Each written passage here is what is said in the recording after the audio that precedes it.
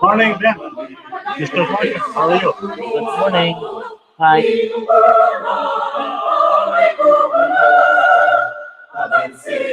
Mamaya tapos ang plenary session, takbo naman ako sa Lunita kasi may assembly doon ng ano na susunod to mandatory vaccination. Okay, so hindi na bang na-traffic yan ang takbo mo? From Quezon City to Luneta, walang traffic? Siguro sa mga ganyan oras may ano, pero ang ano ko na baka mamaya sitahin niya ako na oy 65 at above, hindi na pwede mong biyahe kaya restricted ako na ganito. Anong certificate na yan? That you are only 55 years old? No, karapatan ko. Bakit? May nakasulat ba sa konstitusyon na bawal ang 55 nila lakad-lakad? Sobra kayo. Alam niya. Kasi ginasitan na sobra ka na 65, di ka na pwede daw lumabas. Sino sabi sa'yo? Tarantado ka. Ano ba ang kwan? Ano ba yung rule dyan ngayon nila? Na basta 65, hindi ka na pwedeng lumabas? Oo. Tapos ang 12 to 17 below, hindi rin pwede lumabas. Pero kung mapabakuna ka, labas ka. Di ba katarantatuan? Yun nga ang napupuna ko dyan sa mga argumento sa bakuna. Halo-halo na ang lahat ng tao nag-argue against the bakuna. No. Basta kung posisyon ko lang dyan, ayaw ko lang ng mandatory vaccination. Yan nga. Pero bahala ang tao kung gusto niyang magpabaksin o ano. Ako yan din. Ito naman ang posisyon mo dyan. Kasi, pero minsan, nakikita kayo mga argumento dyan sa Gising Maharlika, kasama na yung mga religious fanatic na yan daw ay satanas, yung 666, mga kung ano. Kaya isasalba na tayo ni Jesus Christ, darating na si Jesus Christ.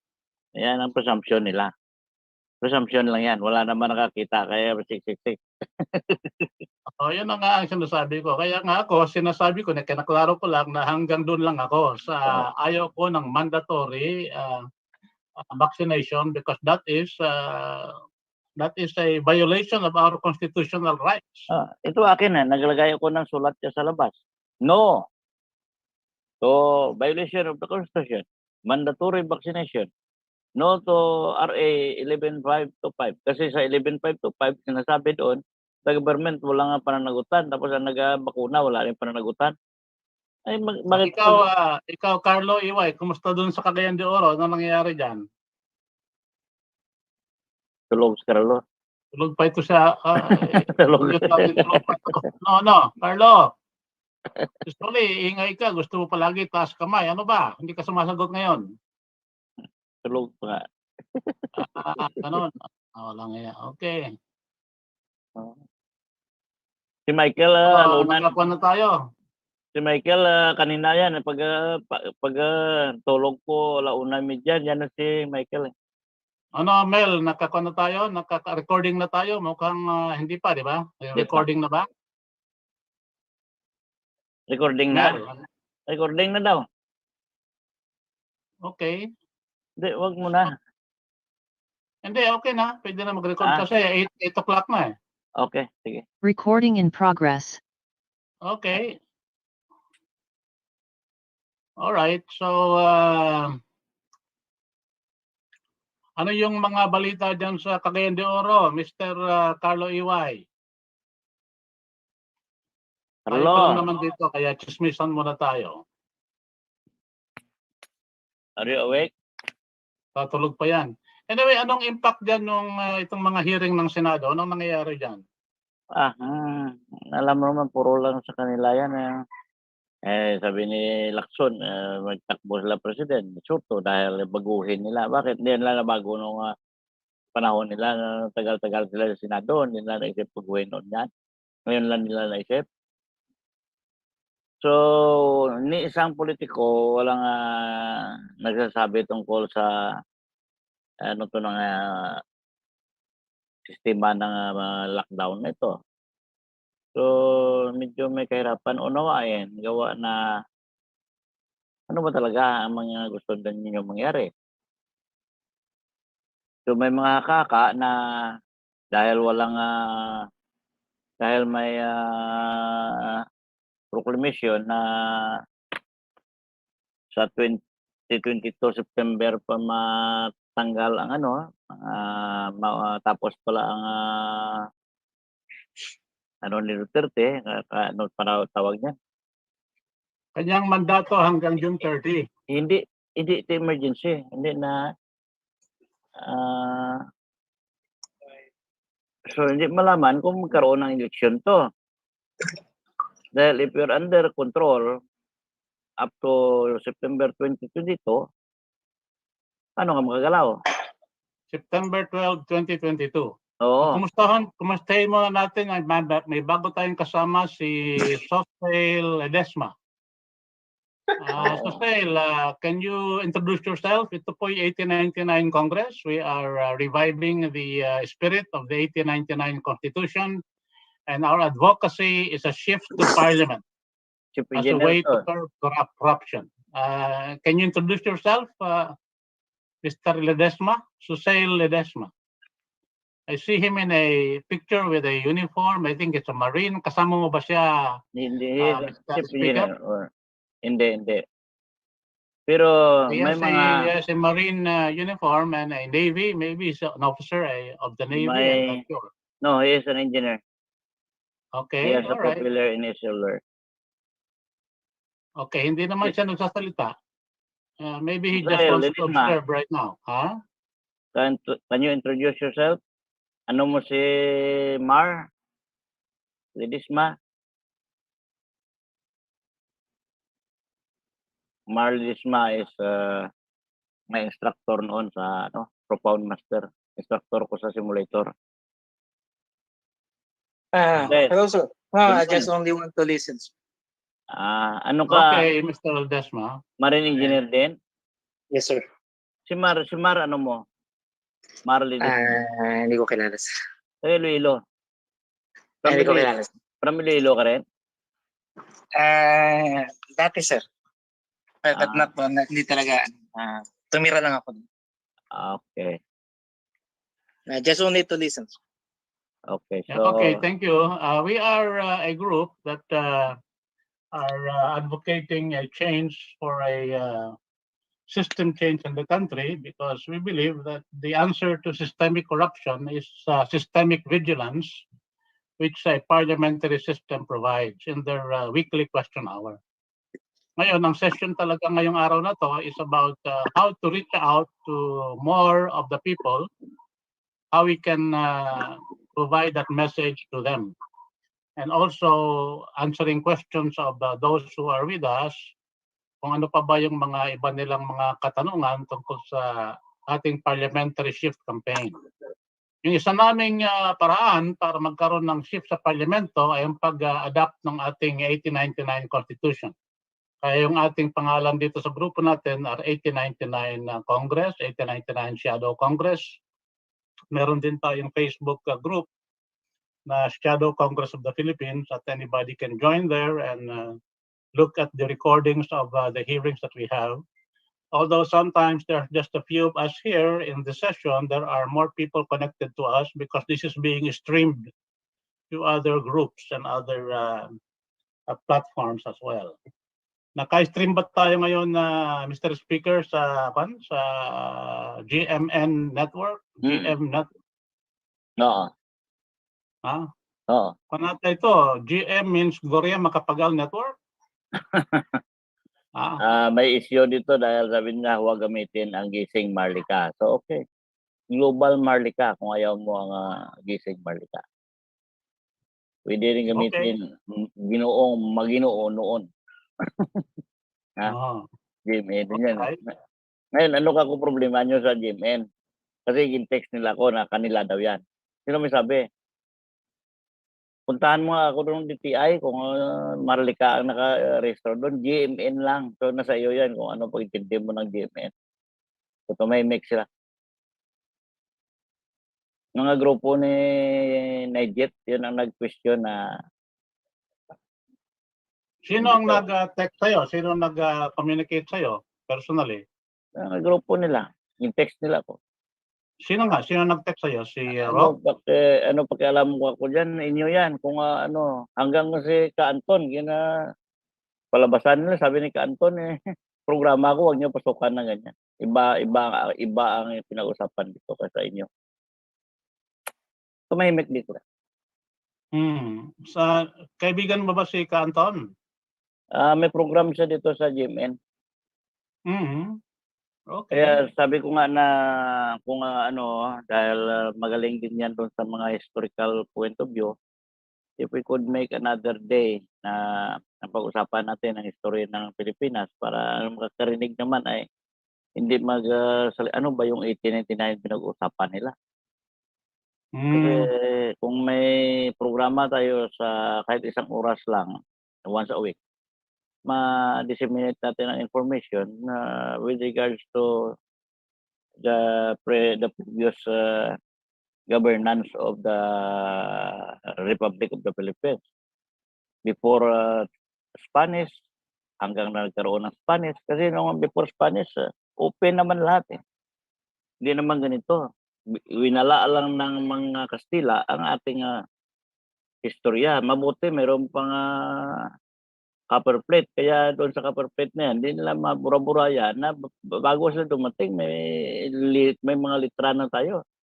Nakakasulat ng Pilipino. Pero kung wala... Iba-ibang tawag sa atin noon. Meron tayong mga area ng interaction individually with the country of China. May panahon na ang Luzon ay sakop ng China. At meron pinapadalang mga naval ships sila doon, pero hindi naman nagtagal yon. Meron tayong separate noong mga 14th century,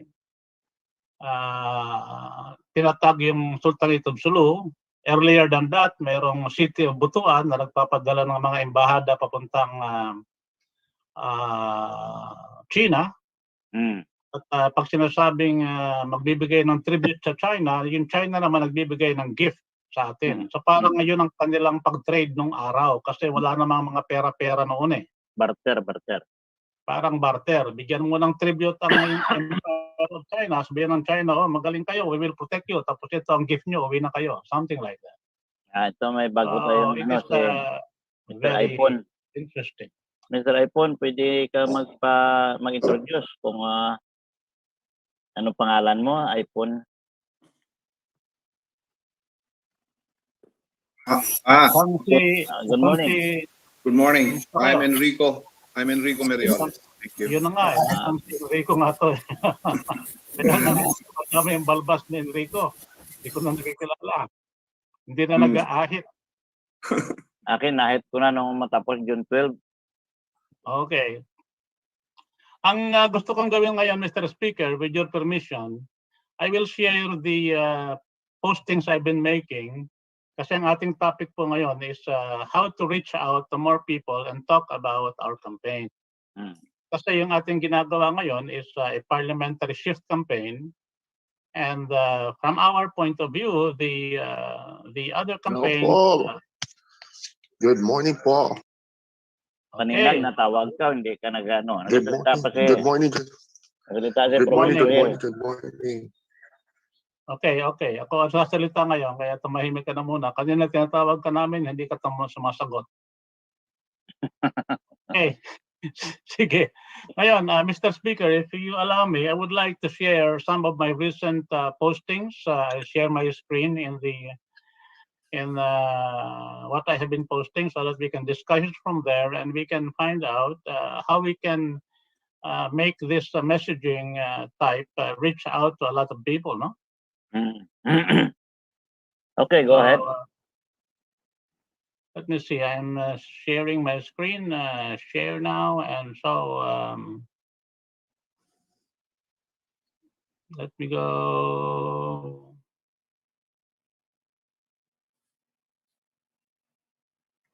Yeah, go to my Facebook area. You're seeing my Facebook area now. Hmm. This is my Facebook area here, and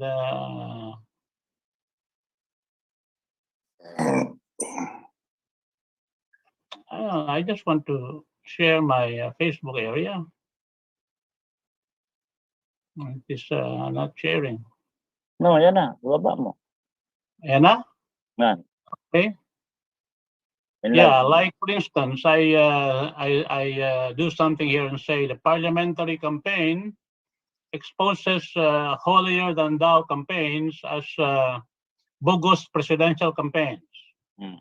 The system change tayo. So like that messaging is there. And what campaigns I referring to? I'm referring to the present presidential campaign because everybody now is interested in who will be president. But I'm saying that all presidential campaigns that do not focus or do not mention system change are bogus presidential campaigns. And I call them holier than thou campaigns kasi ang sinasabi ng bawat kandidato, mas mabait ako at mas magaling kaysa sa iba. Hindi ako magkukurap. Ang pipiliin ko mga tao ay mababait din, pareho ko. Kaya naming hintuin yung corruption na yan. Holier than thou, ibig sabihin, compared sa ibang kandidato, sila ay mas mabait. Itong kandidatura ni Lacson at saka ni Soto, nagsabi sila na gano'n, mababait sila, mas magagaling sila, may karanasan sila. Meron pa silang symbol KKK, parang alluding to the revolution ng 1899. Pero wala namang sinabi tungkol sa 1899 Constitution. Correct.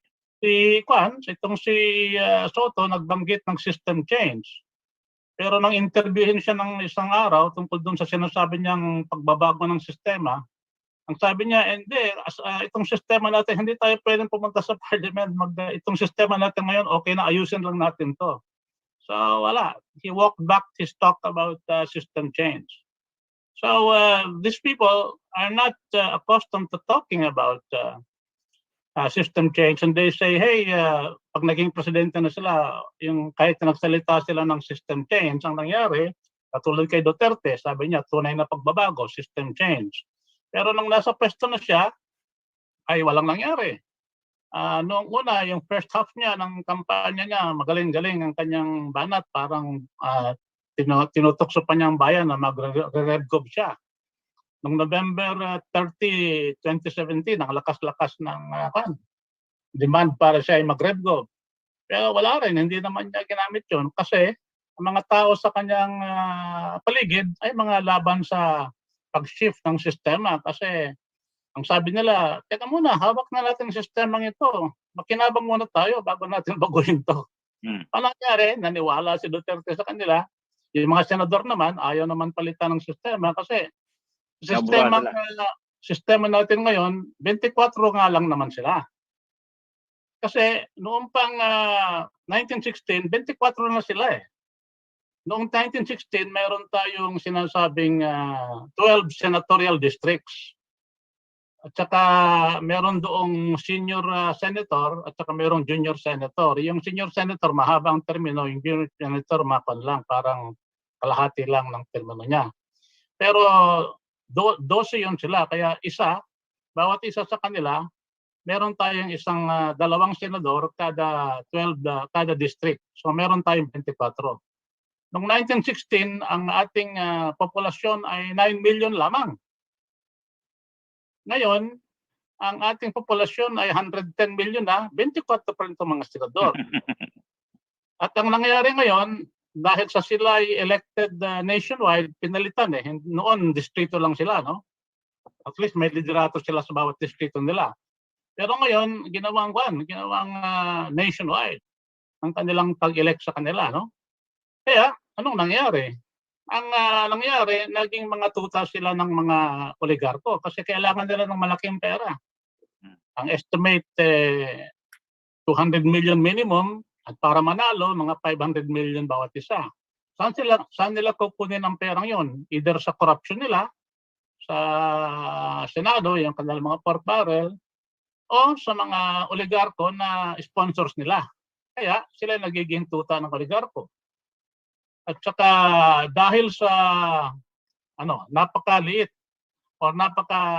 nila comparable sa paglaki ng House of Representatives. Kasi noong 1916, mga 125 ata yan, 119 yung mga House of Representatives. Ngayon, dahil malaki ng populasyon natin, at saka ang uso sa mga probinsya, pag magkakaaway ng mga dinastiya, gerrymander nila ang district nila, hati-hatiin nila para doon ka na lang sa distrito mo, dito tayo para pareho tayong congressman at pareho tayong makinabang sa pork barrel. Dumami mga distrito natin, kaya ngayon ay I think pati na ang mga party list, mga 300 plus na tayo, 307 congressmen. So, dami-dami nilang ginagawang committee para magkaroon silang alam mo sa Congress, pag may committee ka, kasi silang may hawak ng budget, may additional allowances, additional budget sa committee mo, mas marami kang hawak na committee, ay mas marami kang chairmanship, mas maraming pera mo. Kaya napakadami niyan. So ngayon, since ang process ng paggawa ng batas sa atin ay bicameral, dadaan sa Congress, pupunta sa Senado, 24 lang ang senador natin. Kaya pagdating doon sa mga iba-ibang batas na dapat i-bicameral session nila, pati mga senador na oposisyon, may chairmanship pa rin. So kalokohan na yan. Wala nang linya between the opposition and the administration. Kasi lahat ng senador, kahit na nasa opposition ka, dahil sa dami ng trabaho dapat sahigahuin, dahil sa napakalaki na ng Kongreso, ay meron ka pa rin chairmanship. Kaya mga oligarko, hindi sila takot tumaya sa senador na pwedeng manalo kasi kahit na opposition pa yan, pagdating sa Kongreso, marami pa rin niyang hahawakang committee, chairmanship sa Senado, at doon sila kikita ng pera sa mga kontrata makukuha nila through those committee chairmanship sa influensya ng senador na kanilang alaga. So we have a system that is really amenable or easily manipulated by the oligarchy that controls our country. So it's part of what I call a rotten presidential system. And that rotten presidential system is which I described in my postings is like a car, no? A rotten car na sira na ang steering wheel ay naka-fix dahil sa yung direksyon lang ng oligarko ang nakatutok ang steering wheel ngayon. At saka walang question hour, kahit na ilang mga investigation nyo dyan, it will just die in committee. Kaya walang anti-corruption brakes. Walang brakes. The brake to stop corruption does not work in that car. Because the rotten presidential system supports it. Yung mga oligarko, may mga galamay sila sa mga justices, sa mga hukom natin. May mga galamay sila sa military at saka sa PNP to protect themselves. At ayan ay patuloy na ginagawa nila. So in effect, our country is an oligarchic controlled territory.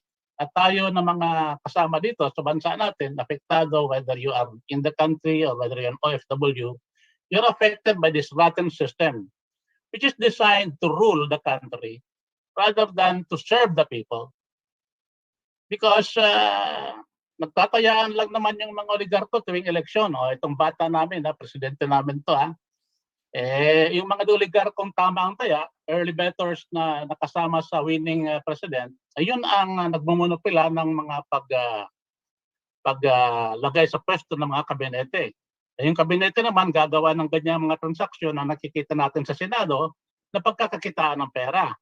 Na kahit laway lang ang kapital mo, 625,000 pesos, makakakuha ka ng 250 million na contract in just a matter of 4 or 5 days. Sunod-sunod na releases pa. Kaya yung si Digong na yan, kahit napapa-investigahin pa niya itong si Red Cross, walang kwenta kung may kasalanan ng Red Cross.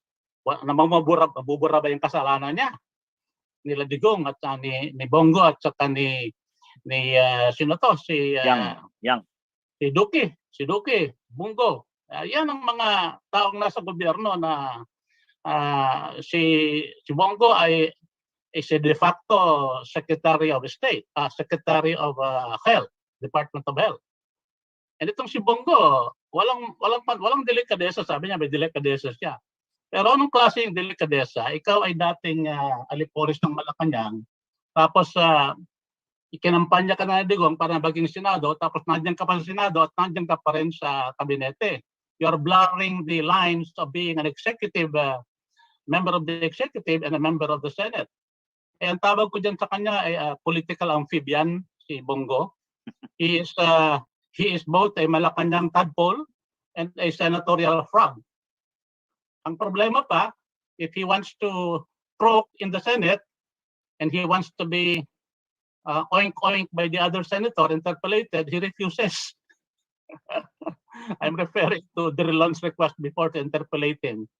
And takbo si Bongo, ayaw. Kasi takot siya kay Rilon. Oh. Well, that is the capability of Bongo. Pero ngayon, matapang na kasi ang dami ng pera eh. Hinawakan niya yung rice trade for so long. Inaway niya yung bata ni Digong, si Basco. Hinawakan niya yung rice trade. Lahat ng bawat subo ng kanin ng bawat Pilipino mula noong 2016 ay may parte doon si Bongo. Kaya napakaraming pera ng taong niya. Kaya matapang na ngayon. Pati si Trillanes, sinahamon niya. Sinasabi niya walang delikadesa si Trillanes. Habang siya, mas lalo siyang walang delikadesa. Anyway, I'm talking about these things because the rotten presidential system is prone to the corruption that we see all around. And systemic corruption at that. And so we have proposing the parliamentary shift because it will allow us systemic vigilance through what I call the parliamentary question hour.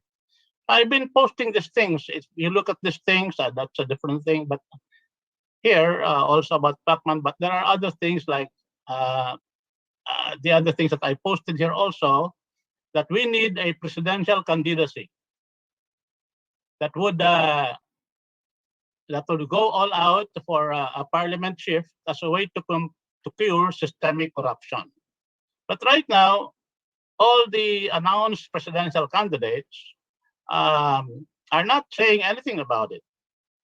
Except I think in one interview, I think Pacquiao mentioned that he is for a parliamentary shift because the PDP Laban faction that he is with Pimentel, have always been for parliamentary change. Ano ba itong mga hindi ko natatanggal itong mga to. Mga notification ko. Nakakabara. Okay lang. Anyway, I'm talking about so these are the messages that I have been showing to you. Our corruption. Are you also being bothered by my these No. things? By yung mga lumilito na mga Just go forward. Just go nakikita forward. Niyo ba yung itong our corruption itong basahin mo nga yan na Mr. Speaker, ano ba anong bawas mo diyan? Ito natakpan ng European culture, ano ba yan? Yun nga ang sinasabi ko, natatakpan yan. I wanted to get that out, pero I don't know how to set this para mawala ang I-close mo. Okay. I-close mo, may X eh. Oo nga, pero ngayon natatakpan naman kayo ng kan. Ito. Hindi. Yan. Okay. Our problem is systemic corruption, and all we see right now are holier than thou campaigns, not a campaign for system change. Okay? Pati yung si Duterte, nung nag-meeting sila dun sa Pampanga, kasi inagaw nila yung ang isang faction ng PDP Laban. Nandun kasi sa charter ng PDP Laban, yung kanilang platform na for federal parliamentary system. Binasa lang niya yun, pero they are not campaigning on it. He's campaigning on his record. He keeps on harping on his drug. They are not promoting anything kasi napahiya siya kasi yun ang kanyang kampanya noon nung bago siya sa pagpresidente. Sabi niya, tunay na pagbabago, system change, gagawa siya ng federal parliamentary shift, hamunin niya ang Congress, sasasara niya kung hindi pumayag sa kanya. Bilib sa kanya yung mga tao, kala niya tapang. Yung pala, pagdating ng araw, nag-apologize din pala siya sa mga oligarkong binabangga niya. So wala rin nangyari. And now, he's not mentioning anything about it. the only person that has mentioned it in one interview is Pacquiao. Let's see which other people will do that. Now, that's why sinasabi ko sa kampanya ko, yung for House Representatives, even party list, we should support those going for a shift to Parliament with a written pledge. Ang ginagawa ko rito, I am spreading it all around and support senatorial candidates pledging to vote together in joint assembly with the House to shift to a Parliament. If not, junk them. These are the small things I am posting here. And the problem we're having is how do we now make these little things that we are doing in terms of communicating in the Facebook. Sinabi ko pa dito, tinukso ko pa si Digong. Oh. Digong may still be able to redeem himself by declaring a red gov. Oh, pero hawak na siya ng mga oligarko, kasama na sila sa daming perang hawak. So hindi na niya gagawin yon. Now, the question I'm posing to everybody, which we will discuss today, and I also invited Melchor Magdamo, but I think it's late, maybe sa mga alas 9 pa siguro makakalag on yon, is how do we reach out and do this thing about, you know, communicating to 43,000 barangay councils. Because next month, in October, they will have what we call these barangay assemblies all throughout the nation. No? They will be doing it in the second Saturday of the month and the last Saturday of the month ng October. So dalawang beses silang magse-session to discuss these things. What Melchor Magdamo was talking about is an ANCHOR, Angkor, ancestral recognition something. But he's not yet here to talk about it. But the question I'm posing to everybody is how do we do this? How do we reach out to 43,000 barangay assemblies next month, so that they can be aware of our campaign for a parliamentary shift? Mr. Speaker, the floor is open and you can conduct the panel discussion on how we can answer that question. Well, I will now, I think, unshare, no? I will stop sharing. Maybe Mel can stop my sharing so that I can go back to the normal thing. I don't know how to do that right now.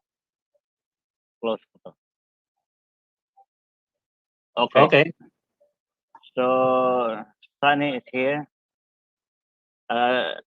Any one of you could participate in resolving the issues, how we could disseminate the information to more or less 42,046 barangays throughout the Philippines related to our intent to shift. Yes. Mr. Speaker, maybe before that, we can discuss first the merits of the parliamentary shift. Why we are, maybe some people here who are new to us may have questions, may katanungan kung bakit yun ang ating principal advocacy. Well, in the first place, I would like to inform everyone that we are pushing the parliamentary system government in order to resolve the corruption issues. So anyone who could say something favorable or anything that favorable or against the parliamentary system government. So si Carlo, nakataas ang kamay niya. Carlo? Sige, Carlo, magsalita ka. Okay. Ang isa siguro na pwedeng gawin is i-disseminate natin yung mga dinadawa natin sa mga media institutions sa mga Facebook pages para madabayan din sa ano dapat gawin para makarating sa mga barangay. At baka mag-connect ako sa mga kasama natin sa mga kapagsa natin na nasa media para mata natin yung pumuna isang gathering ko. Ikaw ba, Carlo, kaya mo mag-translate sa Cebuano ng mga sinasabi ko doon sa Facebook at translate pati kalat mo sa mga Cebuano community?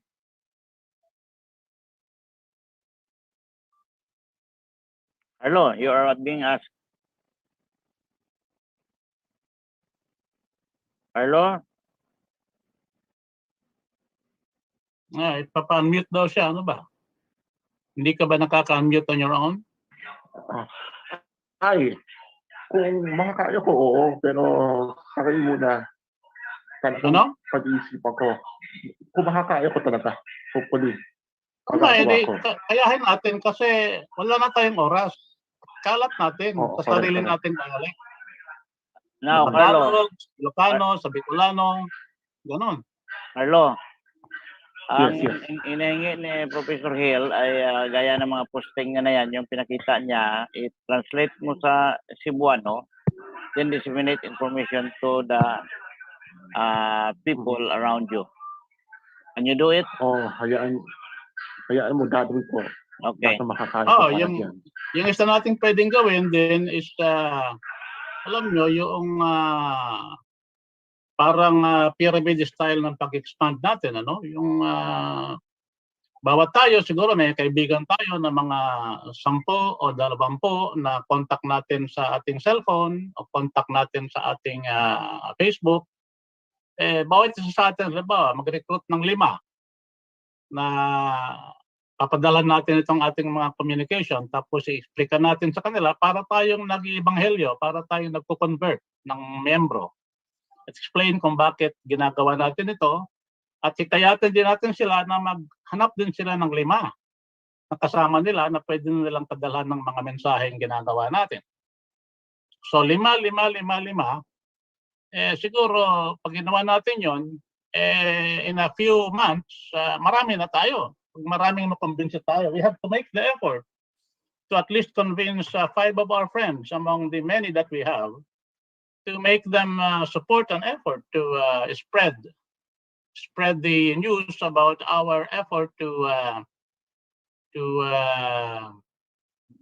convert people into a parliamentary shift situation. Kaya ba natin gawin? Is that practical? Is that something that we can do? I'm addressing you, Mr. Speaker, if you can answer that question also. Well, these are the matters wherein sometimes I doubt it's quite hard. Why? In the first place, just Carlo, just a moment. In the first place, the regional group was not being mobilized. So that's why ang plano sana namin na pumunta doon sa Mindanao ngayong linggo. Pero ang problema, sabi ng mga bata ni Norm Suare, they will be meeting us today at Leyte. Pero may conflict ito dahil may assembly ngayon sa Lunita. So kung iwanan namin ni Capre ang Lunita, ang mobilization ay magiging watak-watak naman. So what we did is, sabi ko kay Captain Ray, just inform them in Mindanao that if they could conduct strong meetings upon the arrival of the group of Visayas in Mindanao, then much better. But we could not leave Manila as of the moment. So mukha ng mga malaman natin to kung mag-conduct sila ng Zoom meeting sa Saturday or Monday. But we could not just come to Mindanao and leave Manila because now mga 220 cities ang magsama-sama mag-rally ngayong araw. So beginning morning time today, there are some group who will be staying at Lunita while the group of Gising Marlica will be coming there around 12 o'clock. So nabanggit ko na medyo may kahirapan. However, we will see what will be the product of what they are talking there in Mindanao or what they are dealing there in Mindanao. And we will see by if not by Sunday, and then maybe by Monday we could decide what shall we do. Well, Mr. Speaker, I realize yung mga problema natin ngayon, yung mga COVID and everything impairs our mobility. Pero what I was talking about was just cell phone contacts and Facebook contacts or email contacts.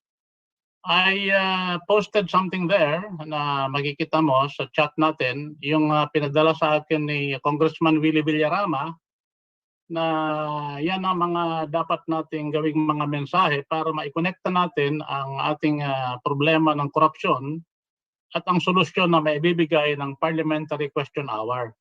Na tuwing linggo, ang head ng gobyerno natin ay haharap sa tao. Ang isang malaking objection minsan na sinasabi nitong mga oligarko para ang mga tao ay hindi pumunta sa Parliament, mawawala sa inyo ang pag-elect ng presidente, diretso. Hindi po totoo yun. Kasi yung French system na ang tawag ay semi-presidential at semi-parliamentary. Yung presidente nila doon, si Macron, is elected directly by the people. And Macron is in charge as president of French foreign policy and he is the commander-in-chief of the army. Ayun, yung prime minister na isang member of parliament or parang congressman natin ngayon na ini-elect ng kanyang mga kasamahan bilang member of parliament, yun ang in charge ng bansa internally at siya nagmamanehar kung paano gagawin ng gobyerno in terms of providing services and providing things that are needed by the people.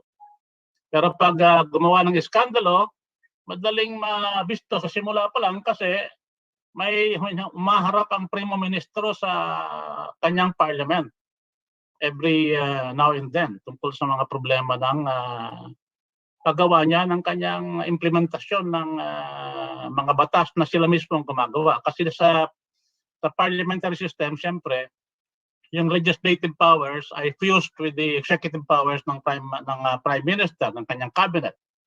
So, hindi pwedeng magkaroon ng gridlock. Sila mismo ang gagawa ng batas at sila mismo ang mag-iimplemento ng mga batas na yon. Kaya yung objection na pag mag-parliament tayo, hindi na pwedeng ma-elect ng mga tao, diretso presidente, hindi totoo yun. Pwede pa rin tayo mag-elect ng presidente, diretso sa boto ng mga tao. At pwede pa rin tayong magkaroon din ng prime minister na pwedeng tanggalin ng mga tao o ng mga kapwa niya ministro or members of parliament kung sila ay gumagawa ng kalokohan ganyan na nakikita natin ngayon sa mga Senate investigation. Pero ang kamalian ng presidential system, yung katulad ng Senate investigation, parang nag-iimbestiga kayo ng cattle rustling na ngayon ay huli na dahil sa nakuha na ng mga cattle rustlers yung baka, wala nang laman ng turil, saka kayo magsasara ng turil. Yun ang isang comment ko dyan. Mr. Speaker, nagtataas po ng kamay si Enrico Merioles. Okay, so before Enrico Merioles, si Arsenio Antonio muna dahil nauna sa kaangat ng kamay. Okay. Antonio Merioles, then Domingo. Okay, Arsenio Antonio, can you unmute please? Okay. Thank you very much, Sir Lorca. Thank you very much, Sir Hill, Ramos. I've been a fan. I've been following you ever since. Okay, so parliamentary system is not new to me. Okay? The reason why I attended this forum is just I want to help. You know, so we have to push our own effort. The main problem that I can see right now is just the people are not informed really on what is parliamentary system is. Okay, so that means we still have a long journey. So I was thinking a suggestion of putting some kind of a grouping through 5. I think that will work out. I am a blogger myself, okay, and I know the difficulty because I beg your pardon. Grouping through 5. The what he had suggested. Because you mentioned about 5 tao, then we can put it all together. That is possible. I can see that because it is the same way what I'm doing right now. To be honest with you, I don't want to, to push anything onto myself that I am this and I am that. I just want to participate because I know I can be an instrument in pushing whatever the values or whatever the what kind of achievement we want to achieve at the end of the game, because we know what's going on with the Philippines. It's not a secret anymore. Okay, so after this, the only thing I would like to ask Sir Hill, I want to make a one-on-one appointment with him, so we could be able to talk personally, because I still have a lot of matters I would like to discuss, not in front of this panel. If it's possible, Sir Hill. Yeah, that's because fine. I know, because and then I will respond to you in Thank you very Facebook much. Messenger or through a thank personal you. Zoom. We can talk. Yeah, because it's not because I don't want the people to hear what I'm going to be talking about, but I just want to be frank with you. I want whatever I have in hand right now to work out, and the only reason I can see it will work out if I'm going to connect it directly with you. Okay, that's fine. Because I can work with you. to give you a little background of myself, I've worked with the U.S. Army for 10 years, in the Allied Forces in Berlin. I'm not a soldier, but I work in a mess hall. I was once a secretary of the 650 Brigade in Berlin. Okay, and I lived for almost quite 3 decades in Berlin. I speak German, speak English, and of course our own language. So parliamentary system is not new to me. I'm not a politician. I'm not that intelligent as you are, sir, right?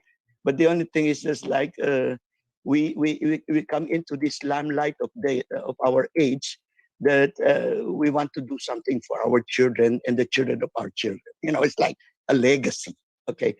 But the come to the point is this: there's a lot of possibility, because it's not only us who wanted to help. There are also a lot of groups. I don't want to specify, but there's also a lot of groups who wanted to help us, foreign groups. It's the Red Cross, Caritas, or this shit, no? So because we know the problem. The problem is it's all about money, the corruption. So I met with a group in South Africa and Netherlands, and same as in Berlin. It's like an underground group. We're just chatting just like this one. And we came to the conclusion that we have to work it out together. Not unless, if we cannot do this, nothing really will going to happen. This is really a very huge campaign. It's not a campaign. I was sorry. It's very huge endeavor, to achieve. But I know we can do it. I know we can do it, and I feel we have the power right now because the people are listening to us. And we were going to use the power of the internet. And to add to that, because we are doing our own system. It's like a Facebook. And I already put it in public about a year ago. I was interviewed by Fiscal Caniente in Caloocan City. The reason why you want to put our own system, so nobody can touch us. That means we're doing some kind of a similarly like Facebook, but it's ours to use for the purpose of this. And I also want to recommend, that's why I want to have a one-on-one discussion with you, Sir Ramos, Sir Ramos.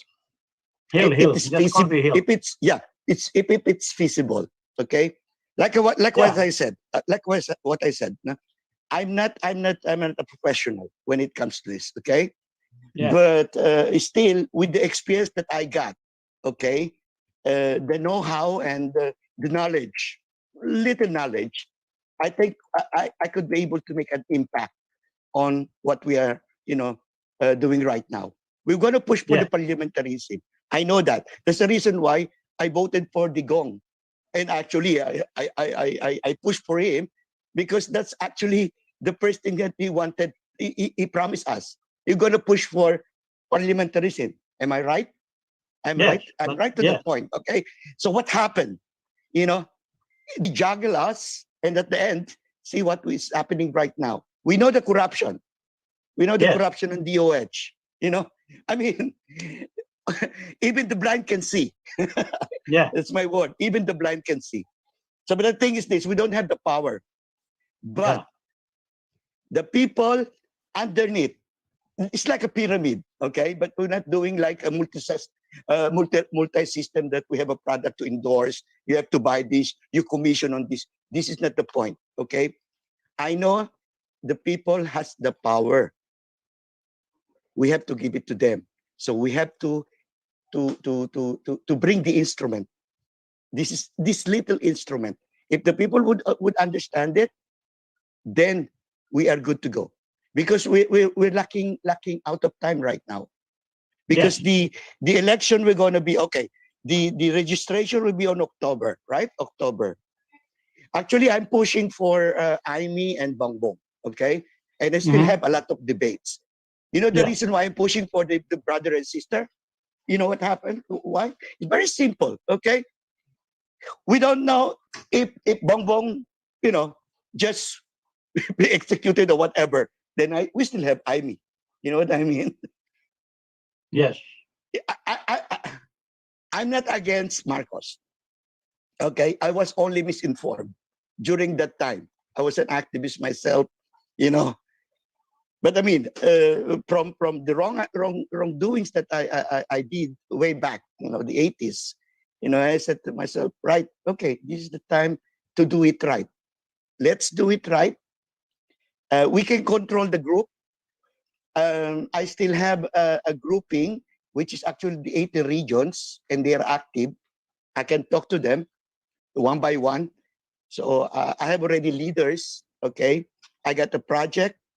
I got farming, agricultural. I got a support from outside source, especially China. I got one also. Saudi Arabia.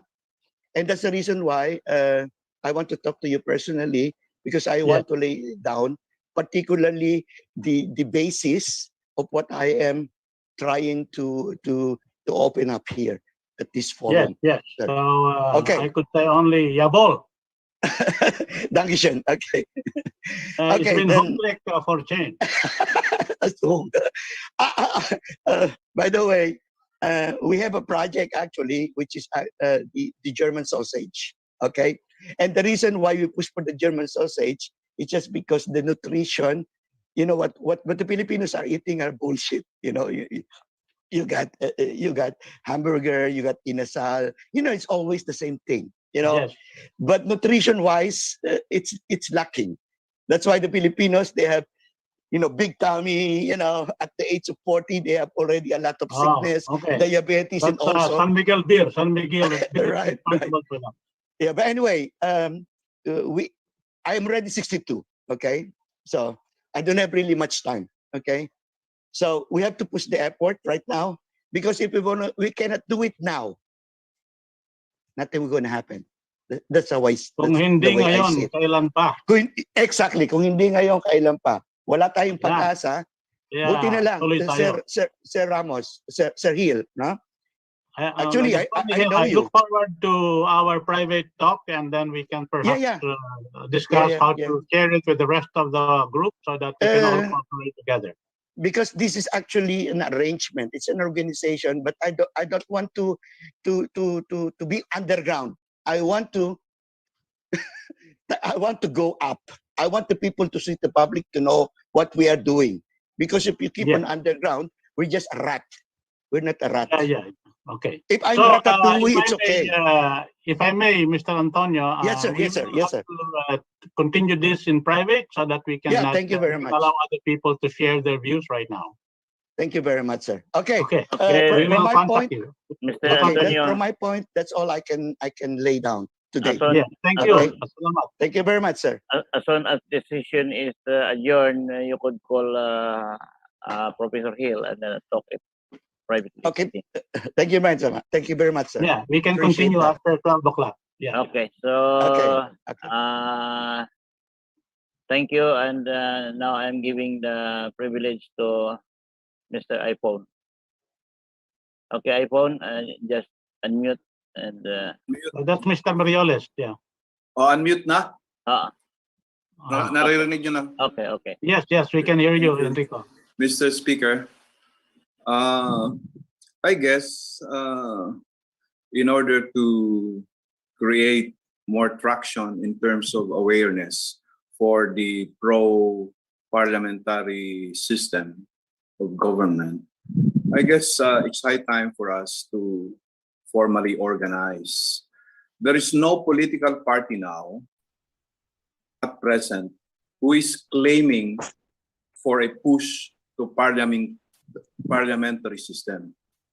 It's our opportunity, kung tayo ang mauuna, tayo ang top of the mind ng mga tao. So, it will not only create a good awareness, but it will also easily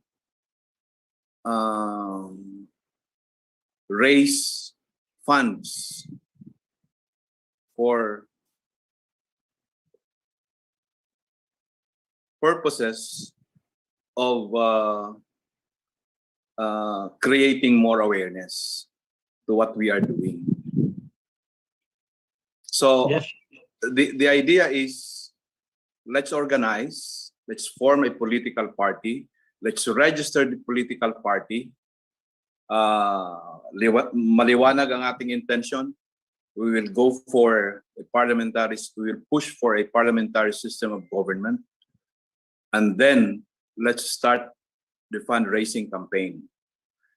The funds that we can generate should first be utilized for an awareness campaign. Mhm. Pag hindi tayo mag-organize, pag hindi tayo mag-register as a political party, I doubt if we can create the necessary media mileage para magkaroon ng traction na mabigat itong ating advocacy. Yun lang ang aking gustong sabihin. It's high time na. As Mr. Antonio said, we are running out of time. Malapit na ang election. Until now, hindi pa tayo napapansin ng mass media.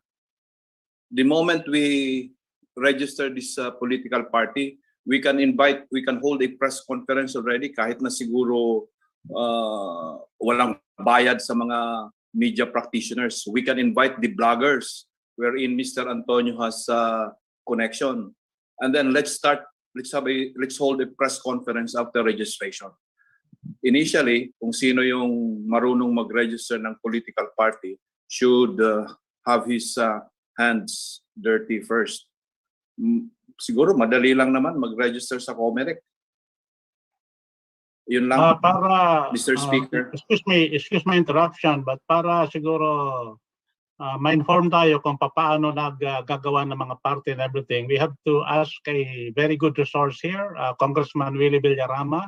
Yeah. Maybe you can insert your own insights as to what Mr. Enrico Marioles is saying, if the speaker would allow it.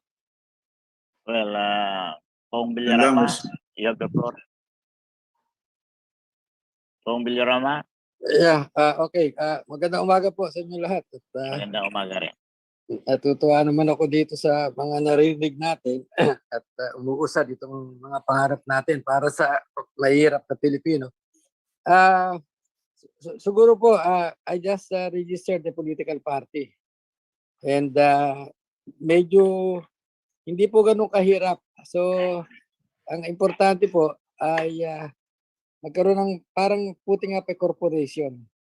Okay? And at madadalang ko na lang kayo ng parang kopya kung anong nilalagay. Is it going to be a national political party, sir? National. I don't know Yes, what Mr. yes, Marioles has should in be. mind. Yes, Okay. it should be a national political party. Okay. Okay. Magpapadala po ako sa inyo kay Professor Hill. Magpapadala ako para mapadala sa inyo. Hindi po gano'ng kahirap. Ang mahirap ang mahirap yung magpa-register as a Candidate. party list. Mahigpit sila sa Party party list. list. Pero yung political party, hindi ganun kahirap. Hindi ganun kahirap. I can send you some papers para at least madali na lang. Kumbaga parang fill in the blanks na lang. Importante magkaroon tayo ng magkaroon ng tawag dito it's like putting up a corporation. May mga officers, tapos may mga members, no? It's as simple as that. Hindi naman Kaya lang ngayon, medyo siguro pagkatapos na ng eleksyon niya, dahil busy ang COMELEC ngayon eh. Hindi pa nga natatapos yung mga party list sa pag-approve nila. And deadline, October 1 na. But madali lang po yun.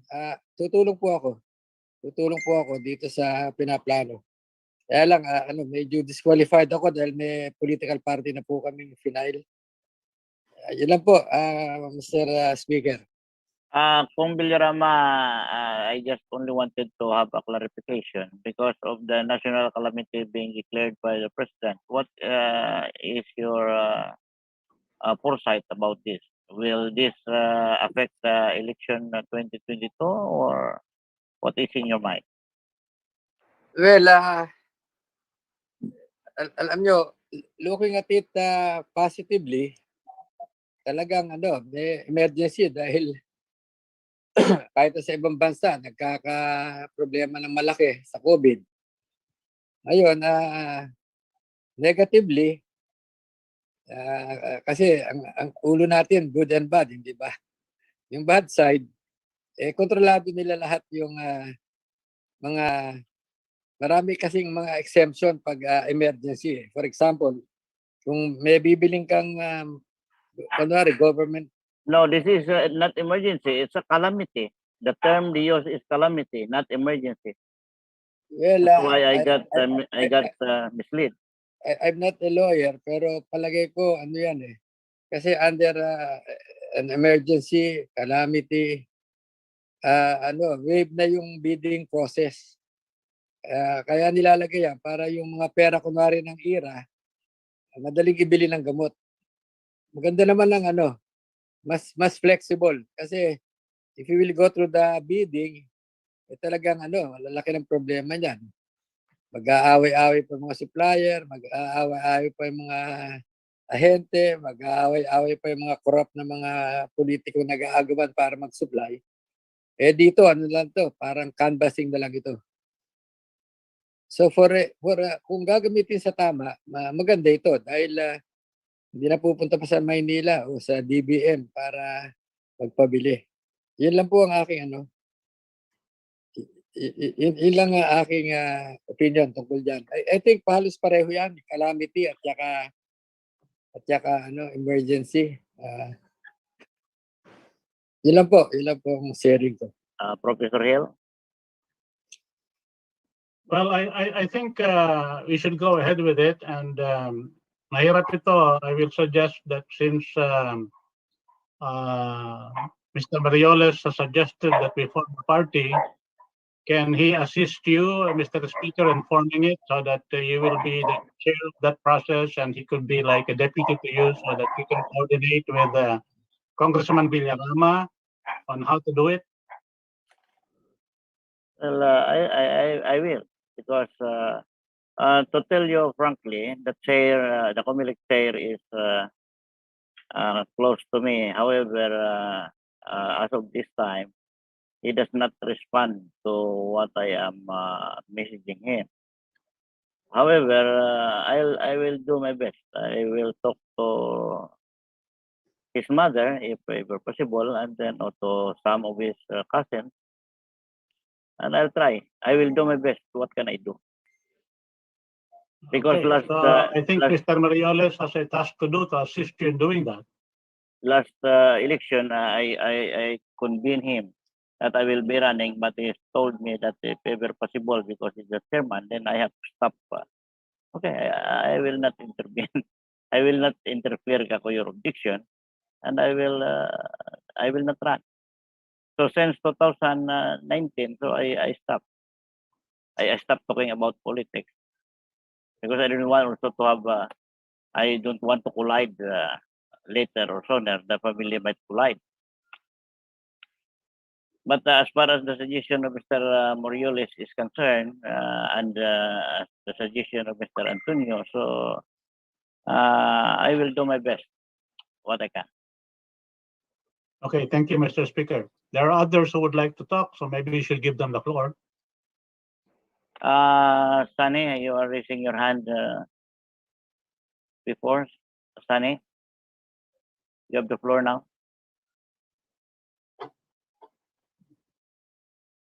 You have to ask him to unmute, no? Maybe he's not aware of it. Yes. Sunny Domingo, please unmute your audio. Yes. He's not unmuting. Maybe he has left the area or he's Oh, he cannot hear okay. it right now. He Who might else would be, like to? Michael, Michael Lunan, I think. please unmute and we want to hear from you.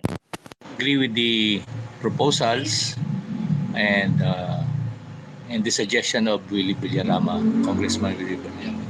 So just pursue whatever, because at this point, what is lacking is the awareness really on a mass scale. And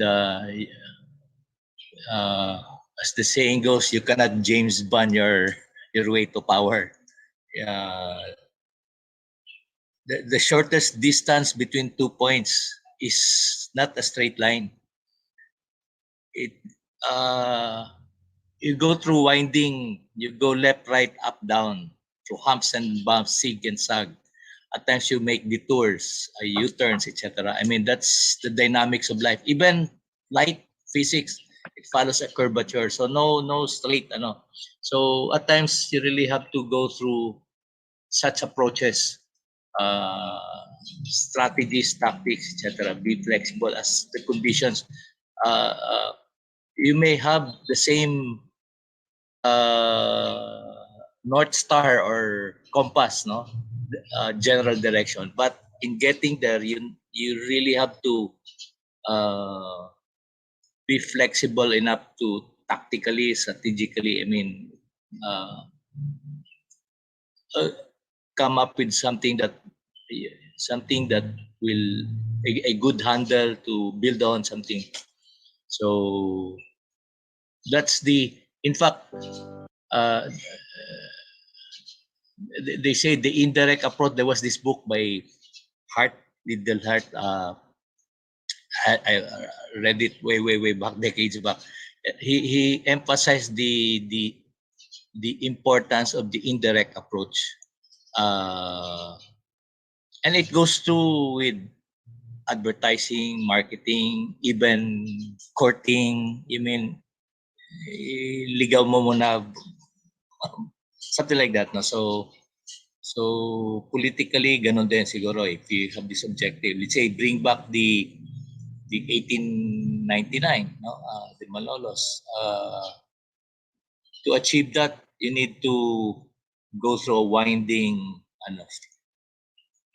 That's just my opinion. That's just my opinion, because it's a long shot thing. So, and build up probably si Mel Magdamo, yung former COMELEC, had very good and probably popularized that.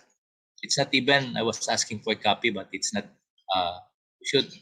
We should get it circulated on a mass scale and just let the ideas percolate.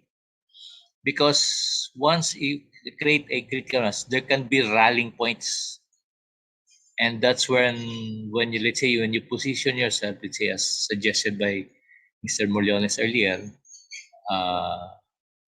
Morioles pala, when you create a register, let's say, party, once when the ideas percolate and spread, they can all rally behind that organization or party. So, kumbaga, medyo, Okay, so that's all, I guess. noted on that. So now I'm giving the floor to Sunny. Sanity. Yes, good morning. Good morning, Mr. Speaker.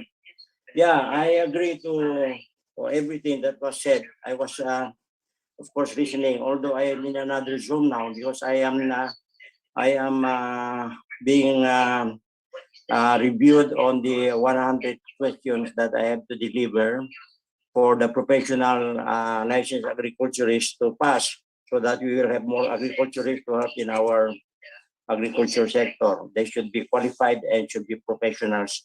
So if I may, I would like to confirm my agreement to the proposal that we should have a parliament. We should have a parliamentary party. My suggestion is, while organize a new party when there are other parties just waiting for a group like us to adopt them. For example, if you do not like KBL, KBL is a parliamentary party system. But anyway, you don't like it, so let's not work with him. There's another party on a Tagalog name, which is a nationalist party that has been registered with the COMELEC since 2016. And they have been fielding some mayors and councilors, but they can go national if a group like us will be adopting them. It's just a matter of me. This is headed by Mr. Ben Punongbayan, the top accounting services agency of the gaya ng SGB ng Pilipinas. He has a farm in Cavite. We are working together, and he's been inviting me to join him.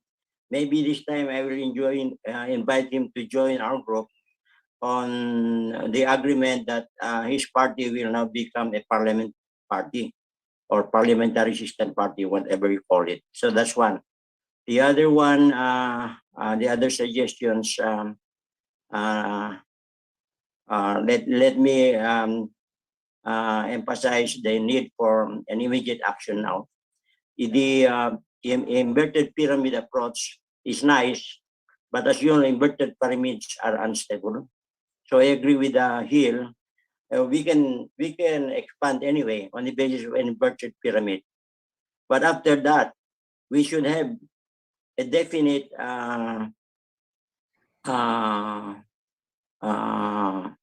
advocacy for the inverted pyramid to become stable. So a parliamentary system per se is not enough. They will ask, what kind of a parliament do we want? In my case, the parliamentary system that I want is a sectoral parliament, meaning whoever's in Congress should be representing your sector, Mr. Speaker. Correct. Should be representing I agree my with that. sector, Mr. Speaker. Should be representing even the academic sector of my, Mr. Speaker. Should be representing the military also. Should be representing the church. Yung background mo dyan, malaking pera yan, pag naisan na yan. Pwede nating gasto sa campaign. So if I may, I think to encourage now the public to participate, pasalamat natin kay Vic Cordon. Marami nang nanonood doon sa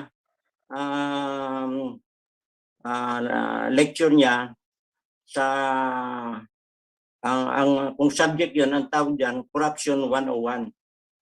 Pinapakita niya doon kung paano mag-corrupt ang isang presidente. Pero maganda rin at sinasagot ni Presidente, pinapakita rin niya kung ano ang problema ng presidente sa mga pangyayaring ganito. So for example, doon sa issue na bakit nag-declare ng calamity hanggang September, hindi na siya presidente noon, yun ay para masigurado na by timeline, ang sabi siguro ng public health sector, at pwede maging parliamentarian din si Secretary Duque balang araw to explain himself. Siguro hanggang September talaga na mawawala yung COVID. Kami sa agriculture sector, nandyan o mawala yung COVID, pareho lang sa amin. Kaya importante yung parliamentary system dahil doon pwede kaming makipag-haggle sa ibang sektor na pwede ba binigyan nyo ng public works ng 1 trillion ng bayanihan 1 and 2 nakagawa ng mga kalsada. Nasaan ang kalsada ng mga magsasaka? Bakit hanggang ngayon nagdevelop pa rin sa highway? Highway ni Secretary Villar. Dapat yan, may salang din natin na may budget din na 1 trillion doon sa 4 trillion ang agriculture para makagawa ng from Batanes to Basilan, bahala na ang sulo muna, ng redrying facility na gaya ng ginawa ni Lusyutan, kaya siya kumita sa tabako. Binili niya lahat kahit anong klase ng tabako. Congratulations. Naku, anong lagay niya? Hello, can I continue? Okay, continue. Yeah. So, okay, redrying plant para sa magsasaka, common service facility, gobyerno maglagay. Kung kaya na ng farmer na papunta sa kanila yon, farmer na ang mag-take over. Lagyan ng corporate ownership, 80% sa publiko, 10% sa gobyerno. Para may kitang gobyerno, pinatayo na niya yan redrying plant and silo. Tingnan mo, kung mag-travel ka ngayon, for every 500 kilometers, may redrying plant sa silo. Tingnan mo kung di mapuno yan ng palay. Ang palay pa rin ng farmer yan, ay hintay ng magandang presyo. Yun ang panglaban sa mga kartel. Okay, yung 1 million additional na sinasabi ko na irrigated area, that is to compensate for the 1 million hectares na ginawa ni Marcos when we were only 50 million people. Now we are 100 million plus. That means we have to irrigate another 1 million hectares. Kaya pinupos natin yung irrigation by electricity kasi hindi na natin kaya ng mga dam-dam na yan. Wala na tayong madamdam kasi wala ring damdamin yung mga naggagawa niyan. 50% na lang ang capacity nito ngayon. So may problema tayo sa usage din, utilization, pero mas maraming problema na dapat mag-irrigate tayo ng additional 1 million hectares na rented area. Simple lang yan. Now, okay, back to the sectoral parliament. Palagay ko, makinig ang mga barangay kung ang pag-usapan hindi political district, kundi sectoral districts. Hindi political representation, kundi sectoral representation. Mawawala na yan. So, ngayon, kung sectoral ang parliament natin at hindi maayos yung presidente natin, pwede pa silang mag-declare na vacant ang presidential seat. So that's the way to control the presidency. Ngayon, ang president naman, kung hindi naman maayos yung sectoral parliament, pwede siyang mag-call ng another parliament election para mapalitan yung mga nakapasok dyan na manggugulo lang pala. So, yun lang ang atin, Mr. Speaker, paris ako mamaya dahil I have to defend my examinations on agriculturists that have graduated already. Salamat. But I will stand by to listen muna for any reaction on my proposal. I am willing to approach the Mr. Punong Bayan to convert his party into a parliamentary system party. Yun po. Thank you. Noted on that. And I think Speaker Hill has also idea about it because we have one group who is also willing to adopt the parliamentary system. And their political party was already registered. And Professor Butch knows that. So I hope, because now that the pandemic problem is troubling us, the question of registering nowadays, because I tried going to Comelec almost 5 times now, but I cannot come in. Not unless the person you want to see up there is there. But the very question is, some of them, or most of them, they do not report to their office. They just communicated by through Zoom. So simply to say, but the security guard will just tell you, I'm sorry, they are not there. So you could not come in. Now, when you want to register, one of my friends was going to Comelec and make sure that all the requirement was there. Otherwise, then when you come back, another security guard will have to meet you and different requirement he has to ask you. So that's why for the time being that we have this present condition, it seems to me that even registering is quite, quite a problem. Professor Hill? Yes, I think the suggestion of Kasandi is laudable, and I think let us ask Mr. Marioles what he thinks about it, Mr. Speaker. Okay. Mr. Morales? Can you unmute, please? Yes. Oh, na-mute ulit. Unmute mo. Unmute. Unmute. Nakamute siya. Nakamute ka. Yan. Yan, ngayon na. Diyan na siya. Yeah, ang ano lang is ang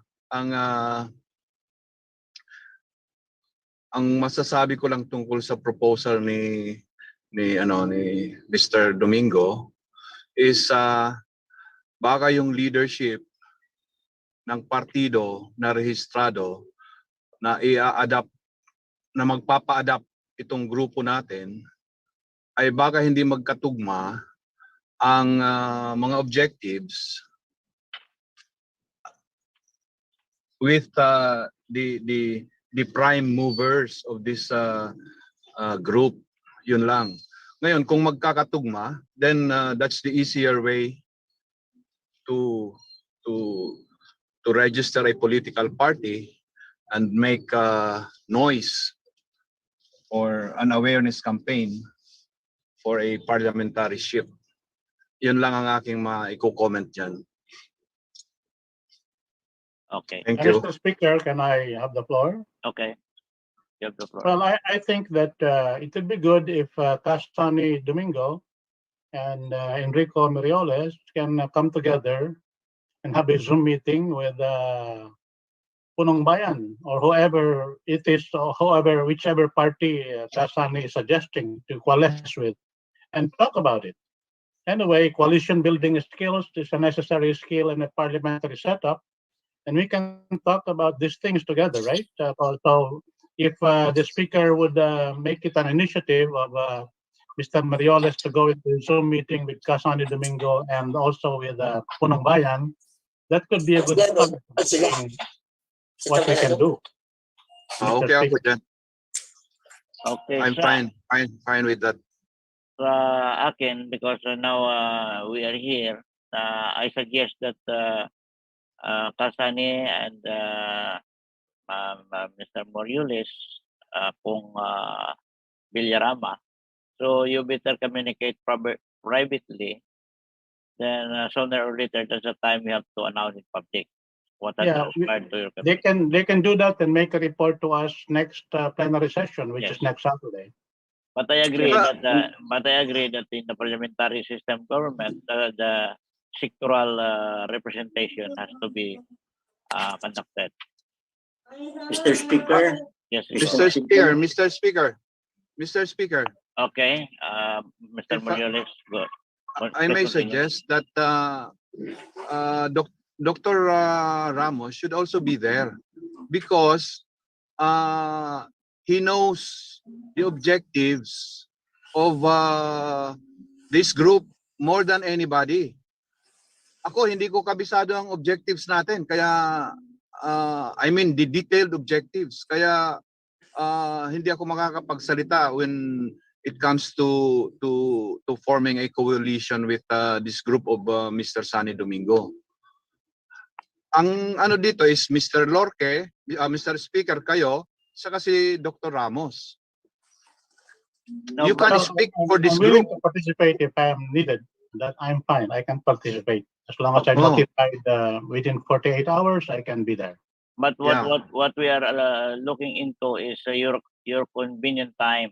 So for us, no problem. Whatever time convenient for you, we are okay.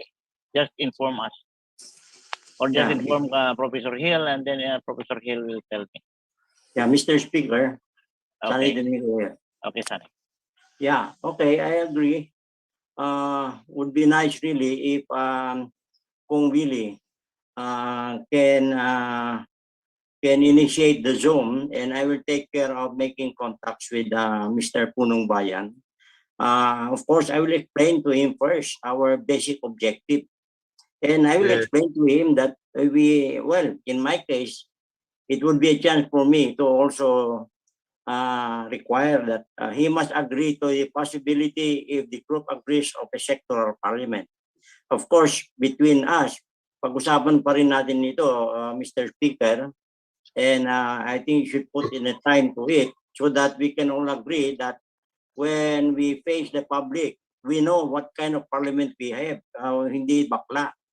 Kailangan totoo yung parliament natin. So, and also, if I may request so that everybody will participate, and since Mr. Atty. Posadas has been with us and is not active now, he can provide us the legal requirements or legal opinions on all of this. From my point of view, of both Professor Hill and Atty. Posadas are right. Professor Hill is for proclamation. He is for it should be a step 2 process. It should first be an indication of the president agreeing to doing his job. That is as simple as that.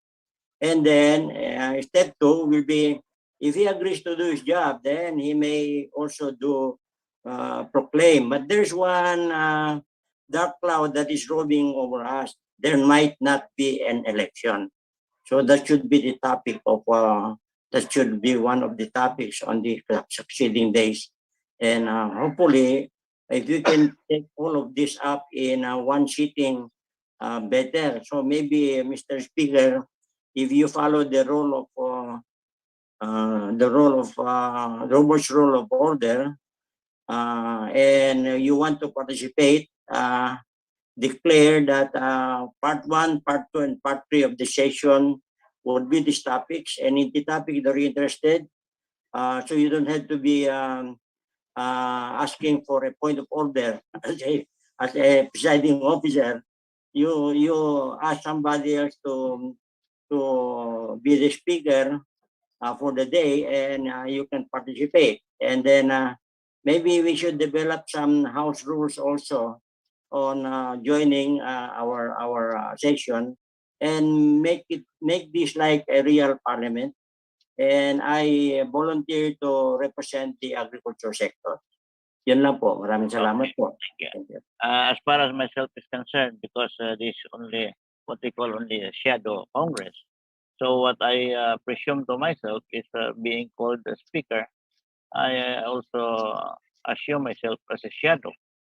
So therefore, I am not assuming that I am really the one who has to preside, but sometimes I interfere to whatever things comes into my mind as to whether or not it could be fruitful, or provided it is not divisive. Yeah, Okay. Mr. Speaker, there's nothing wrong to speak from the chair. That's a common practice in Parliament. You can speak from the chair and say that that is the point to be the chair. But you cannot initiate motions. You cannot second the motion. That's all that is. But in terms of speaking, there's no restriction to what you want to put into the process of discussion. Thank you. Okay, Mike Lunan, you are recognized. Please unmute. Okay. Yeah, okay. Well, I agree with the points raised by Kasani, like one, sectoral, because when you go sectoral, you target the broadest, and in more likelihood, the bulk of those who are the underprivileged, so like the urban poor, indigenous people, etc. And you can break it down further, no? And I also want to stress the point that we should focus on the physical economy. Let me give you an example. No? Like for instance, itong current ayuda, no? How come the ayuda is all in cash? Simple. At 200,000 peso, for instance, that's only 200 bills at 1,000 peso each. Kasya sa kanang bulsa ni Kapitan. But if you buy sacks of rice at 2,000 pesos per sack, a 50 kilo sack, that's 100 sacks of rice, puno na yung kwarto ni Kapitan. Hindi niya mabubulsa yon. Okay. So why are they pushing more cash? Because madali ang kupit, national, local. And there's no paper trail, no checks, all they require are signatures of recipients, and there's no way to authenticate, to verify, validate whether on these so-called recipients. Now, but if you have physical movement of goods, there are many advantages and benefits. One is those who have been displaced, you can employ them on a mass scale. Doing packing, repacking, you convert the basketball court, the barangay hall, the social hall, the public elementary schools, even private schools as packing, repacking centers. Okay. Second, you avoid yung dagsaan sa mga barangay queuing up for their ayuda. So you avoid the social distancing. Now, you mobilize. Third, you can also mobilize those who were displaced, let's say for the tricycles and jeepneys. What will they do? They do the distribution. Linggo-linggo. Magbibigay doon sa bahay-bahay, house to house. And when you do the house to house, you can even come up with better inventory, come up with surveys, come up more accurate, because you have on a per household, you can gather info, you can, and fourth would be, there is movement of goods from agriculture, which will benefit farmers, and factories, and produce mga dilata, sabon, gatas, etc. So, the economy would keep on going despite the quote-unquote lockdowns, no? And the health protocols will be maintained. So, this is just a simple example of how the focus on physical. Now, why is it, let's say in the case of the irrigation, how come for more than 30 years, they keep on allocating for rehab, hindi new irrigation? Because pag rehab, pag in-audit, ituturo lang yung dating, yung luma. Ayan ang accomplishment. So there's no way to check on So it has to be physical. Okay, pagdating sa, let's say, bidding, in all government offices, bidding, how come there's only one winner? Why can't we have the top 3, top 5? That way, you democratize wealth, you democratize participation. It can be done, maybe a legislative, I don't know, maybe executive. Let's study that. No? Then, those who cannot perform within that period, those who have won the top 3, top 5 bidders, those who didn't deliver, disqualified na sila sa succeeding. Then, dun sa nag-qualify, 3 o 5 man sila, then you create the competition in terms of quality, actual delivery of goods. Ito nabibilang pati. Because when you have physical, madali ang inventory, madali ang audit, etc. You can do pre-audit and post-audit. A lot of stuff. No? So, another suggestion, let's say, if you make an inventory, all government offices renting with the private sector, ang dami-dami yan. I can name so many, no? Bakit nang ganyan? Because merong mga rebates na kumikita nila official and they continue that system. How about, because government offices continue getting appropriations every year, you can program 20-year, 30-year. A portion, 1%, 5% of their allocation, set it aside as payment for, let's say, let them build buildings. Let's say all offices build buildings, then rent out 80%, occupy only 20%. So each government offices can be earning from the 80% rented out to the private sector. And all it takes is credit from government banks with assured repayments, because lock in yung mga appropriations it can set aside. So ibig sabihin, there are many ways, imaginative, innovative ways to pursue which can benefit a lot of sectors, basic sectors, business, private sector, business, etc. And as you push this, you can continue with your crusade and advocacy on bringing up the our main North Star objective, the 1899 Malolos. So something like that. I mean,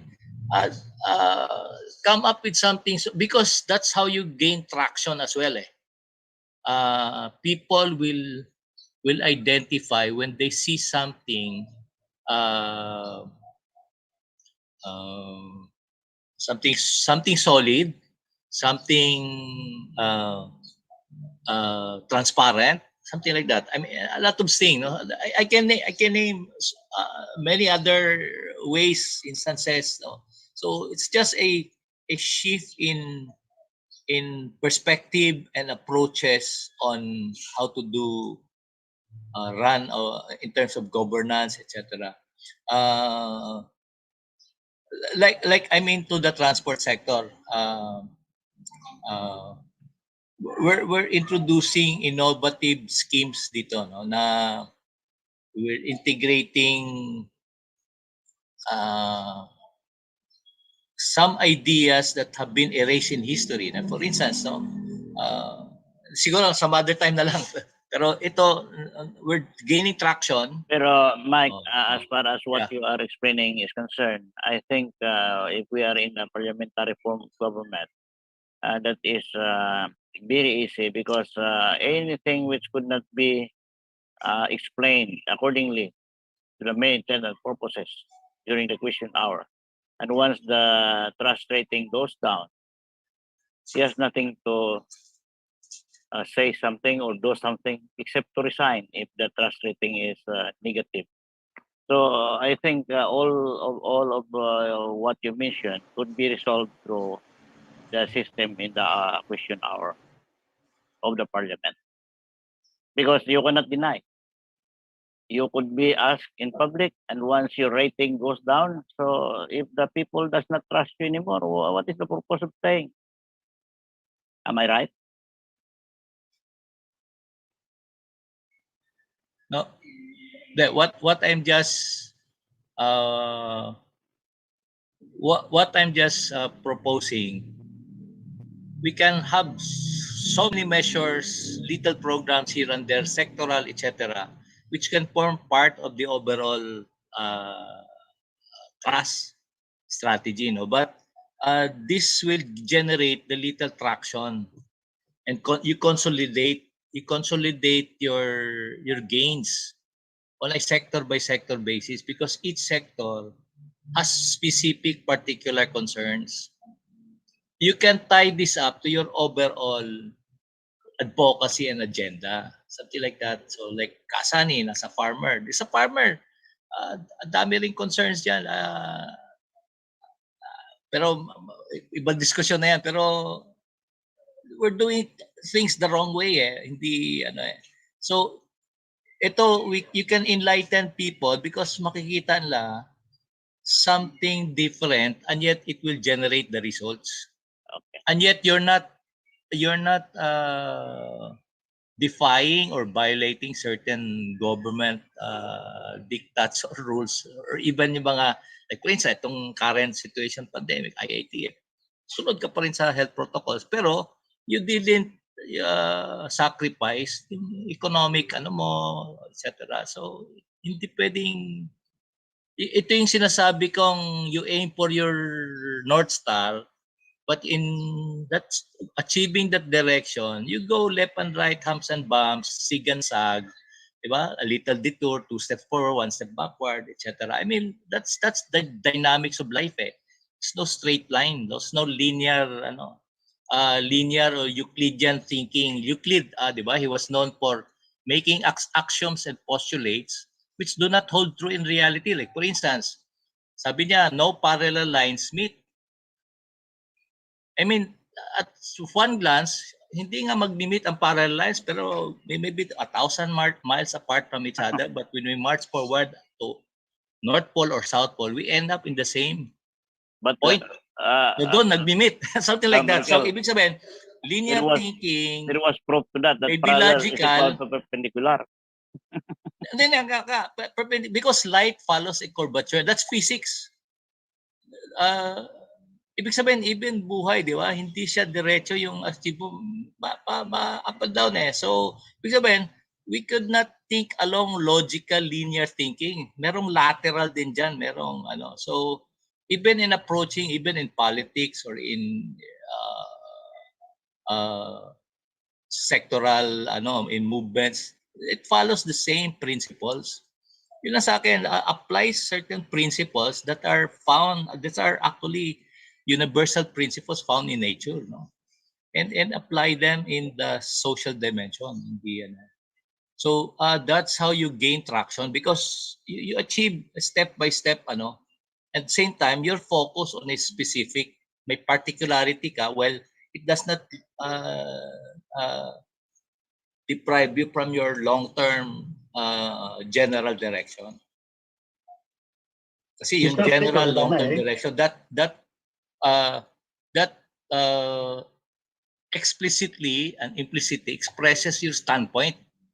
After all, directions are more important than distance. Direction, where you're headed. Distance is your accomplishment, your track record, your past. Einstein say, your information, knowledge, Ernie Baron may say knowledge is power, but Einstein says knowledge is past information. What is more inspiring and is the imagination. And imagination is thinking something creative, innovative, thinking into the beyond, into the future. Siguro yun yung that will inspire people and come up with specific. So that's where you gain traction. Step by step, sector by sector, come up with specific analysis, specific, based on specific conditions as well. So problem solving on the net. Ang dami yan. Ako, dami pong, all it takes is a change of mindset and how you address. Ang dami, you can cite every, and in every step you can generate returns, generate productivity. Ang ako dito, very particular ako on productivity, and I also have background economics, like same as Professor Hill. And I discovered a lot of ideas that have been erased in history, like ideas of Alexander Hamilton, for instance. Yung credit principles niya, powerful. When Henry Ford applied it, sabi ni Henry Ford, he wanted to sell cars to his workers, but his workers could not afford. You know what he did? He increased their wages from $1 to $5. Not because he was generous. He was greedy. Tingnan mo yung metaphor, tingnan mo yung paradox. Nung lumaki na yung sweldo niya, he computed it based on 4 or 5 weeks, days a week, times 4 weeks a month, times 12 months, times 3 years, 5 years. He got a big amount, which was more than enough to approach a bank. Bank, pautangin mo nga itong workers ko. I'll offer you 4 ways to save on cost. 1, don't worry about credit and investigation. Don't worry about guarantees, co-guarantor. Don't worry about credit and collection. Mangininingil ka, bahay-bahay, tuwing bibigay ko sa folder ng bawat isa. Salary deduction lang niya Don't worry about retail, i-wholesale lang niya. So happy ang banks, happy ang workers, happy siya because he was good. Ito, nabura ito sa kasaysayan because the oligarchs at that time didn't want to empower the little guys. Anyway, there's more to it. So all it takes, just what I'm saying, let's not think linearly. Euclidean thinking is linear, logical. At times, things can, there's at times more sense when you think beyond logic. Okay, thank you. The same parang si, di ba, si Deng Xiaoping, yung Chinese he built on the ancient Tianxia philosophy, no? Tianxia, no? Sa kanya, diametrically opposed, di magkaintindihan, socialism, capitalism. Sabi niya, can we set that aside? Our differences that can take many generations to resolve. Can we focus on something that we can build on, commonality, something that we can that's doable, and something that we can derive mutual benefits? Yun lang. Walang topic. So that's how we'll approach even politics. Otherwise, we'll end up squabbling with each other, fighting each other, not gaining ano. So and oligarchs will love that because we're being pitted against each other. Eh. So that's how hindi tayo maka-generate ng traction and groundswell kung gano'n. Puro debate, puro ano, walang ano. So there should be, we should balance the general with the specific, no? The universal direction with the particular. Di ba? Yung, I mean, the balancing of the contradictions and metaphors of life and ano, whatever, no? So yun lang sa akin. So it's not a hard and fast rule, but what is certain, alam mo yung direction mo, but flexible ka in how you ano.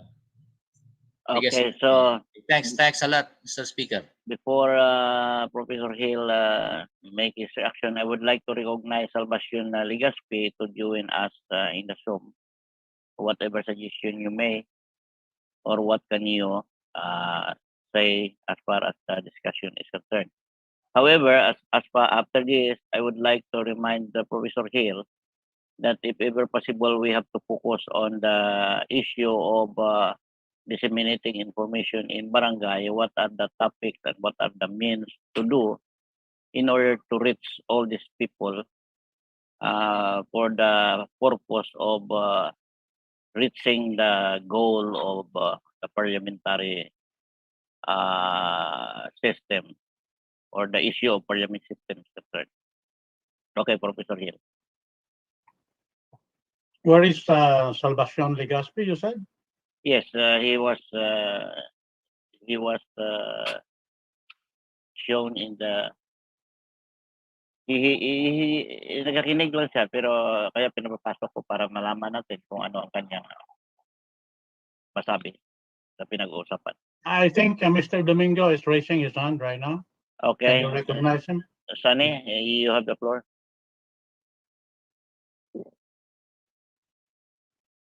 Mr. Domingo, you have the floor. Please unmute.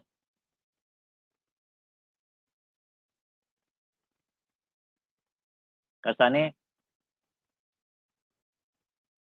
I think he has done elsewhere now. Maybe he is not, he said he is in another Zoom, so he must be in the other Zoom. Probably. Okay, so as a reaction to what has been discussed here, first, there is this process of going forward, no? Yeah, in terms of what we're doing, whether you call it a linear progression or not, it's just a process of going to the next step. The main reason why we have come together today is to discuss how to reach out in terms of the parliamentary message to 43,000 barangays, which are all throughout the country. Now, these other comments of other people regarding sectoral parliament or whatever, the present goal right now is just to increase awareness of the parliamentary system. And in coalition building, the more detailed you want to be, a particular issue on which you will coalesce in, the more divided you will be. In the same manner that the oligarch groups has frustrated the move of the president, he really made an effort. Digong made an effort to move the country to a federal parliamentary system.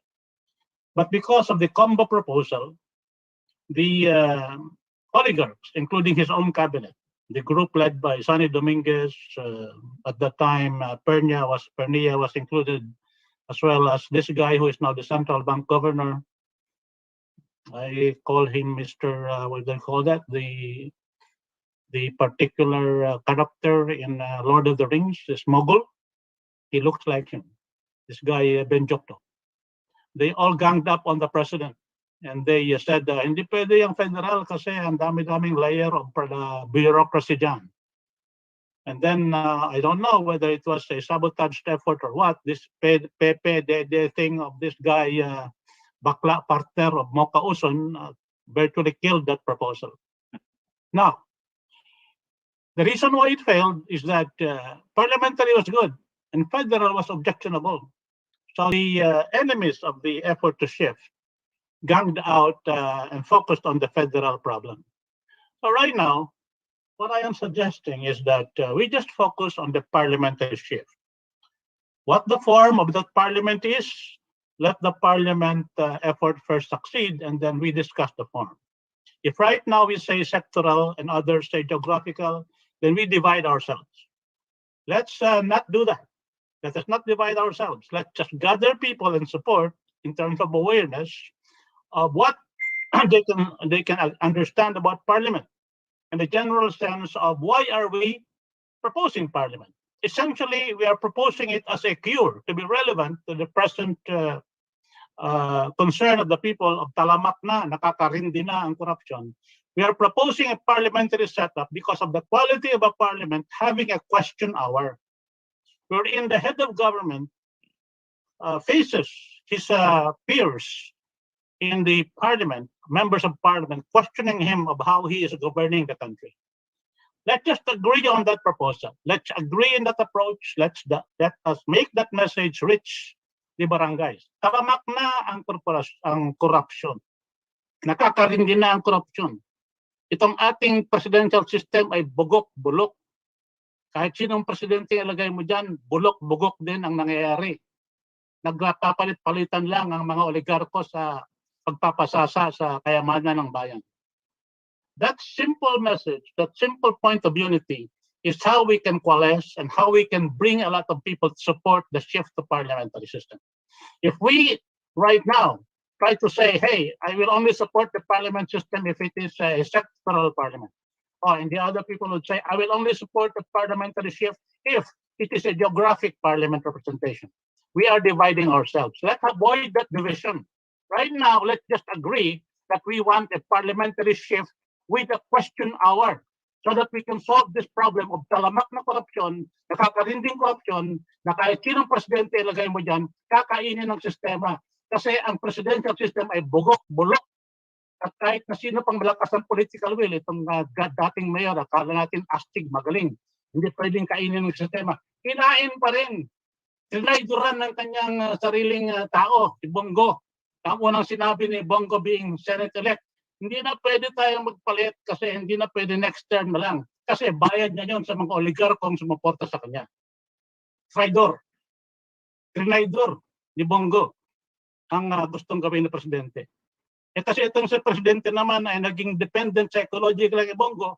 Virtually after the Senate election, tinake over ni Bongo ang patakbo ng presidency. Kaya yan, away sila ni Sara at saka mga anak ni Digong. Kasi pati sila hindi pwedeng pumasok ng bigla-biglaan dyan sa palasyo. Kontrolado ni Digong, ni Bongo, saka ni Hanilet. Yung mga nangyaring yan, totoo yan. It's factual. It is witnessed by people whom I'm in contact with around the Davao group of Sara. It's also prevalent in the fear that this group of Salvador Villaldea and Bongo are so afraid of a possible Sara presidency. Kasi yari sila. I-expose sila ni Sara. Ang pinakamalaking kasalanan ni Bongo, nag-raise ng pondo para daw kay Sara ng urakot, pero para sa kanya pala. Yan ang pinakagalit ni Sara. At si Bongo rin ang pinakakursunadong ikulong ni Boksingero Pacquiao. Okay? So we have to just unite on a simple message. Let's go to a parliamentary system as a cure to this larcenous grand corruption that is happening in a rotten presidential system where the oligarch lords it over. They support a presidential candidate and put cabinet members around him when he gets elected. They buy off the justices to justify any corrupt thing that they do. Okay? And they have a lot of legislative puppets that are easily produced in most of these resource-rich district areas of our country, like the nickel-producing areas of Surigao. They buy off the senators because the senators cannot campaign without oligarchic support. So we have an oligarch-controlled system. And most of all, they have controlled a mercenary Comelec Smartmatic syndicate that produces candidates of their liking and only of their liking.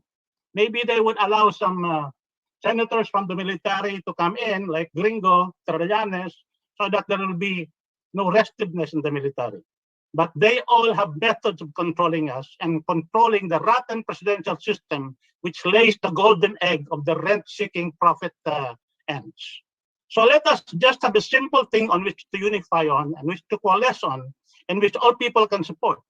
A parliamentary setup that will have a parliamentary question hour that will destroy and nip larcenous plans of corruption right at the bud, because the Prime Minister has to meet Parliament every week to explain what he is doing. Not like right now, we have a Senate investigation, pero para ano pa? Yung mga baka na kuha na ng cattle rusters, yung pera ando na sa bulsa ng mga inchik. Tapos ngayon tayo ay mag-iimbestiga. That is the only thing that can attract more people to support a coalition of making the effort a parliamentary shift.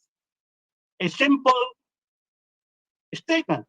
We are supporting a parliamentary shift because of the parliamentary question hour, which were put sunlight on this maggots of corruption that is in our rotten presidential system. For instance, I have said the only answer to systemic corruption is systemic vigilance, which is afforded by a parliamentary question hour in parliamentary governance. So that is what I am suggesting to proceed forward. Now, what are the things that can be done? You must have a translator group, a group of student assistants who can translate all our messaging to the local dialects, to the major dialects that are like Ilonggo, Pampango, Maguindanaon, Tausug, Visayan, Ilonggo, Kasibuano, Waray, Bicolano, Kapampangan, Pangalatok, Pangasinan, and Ilocano. Then we spread these things in one-liners, 164 characters, SMSs, that can be circulated through independent cell networks and also independent email networks and also our Facebook contacts. That is why I was discussing earlier a lima-lima method of expansion. A pyramid-like expansion of lima dito, lima doon. Bawat isa sa atin mag-recruit ng lima, mag-contact ng lima, mag-convince ng lima na dapat tayo ay mag-shift sa parlamento. And this idea came from Willie Villarama, process of lima-lima expansion in another campaign that he was involved in. But he said that it would be very practical if we can do it. So this idea of also forming a political party to do it, that's also good. We can just put together and meld together the formation of a party idea, and the lima-lima concept can be a recruitment process for mass membership in our party, which is a common, simple agenda. The shift of our country to a parliamentary system, because our rotten presidential system has oppressed the people, not given a voice to the people, but given an instrument for the oligarchs to dominate our country. That is the main thing that we have to do. And the reason for the session today is to be able to determine a way to be able to communicate the simple message to the widespread people of the barangays in 43,000 barangays. And we would like to have ideas to do that. Ideas that came up is that Mr. Briones just suggested a party formation. Mr. Domingo suggested coalition with existing parties. I have been working on a translating group of student assistants in the Philippines. I've been also working on people who would be able to do TikTok and memes to be able to spread this idea in images that can be easily translated to the cell phone or to the network that we have, like our email network or our Facebook friends network. That is the process that we have to go through. And that is what we are open to. And we will entertain all suggestions that would help us achieve the purpose of building up awareness so that the 555 process of expansion can be done. And if Mr. Willie Villarama, Congressman Villarama, is willing to expand on that, Mr. Speaker, I would like you to recognize him to expand on the 555 expansion, which he has already practiced in other campaigns. Thank you, Mr. Speaker. Okay, Kong Villarama, Kasani, after Kong Villarama, you will be the next. Kong Villarama. Okay, Kong Villarama is not around. So, okay, Kasani, you have the floor. Please unmute.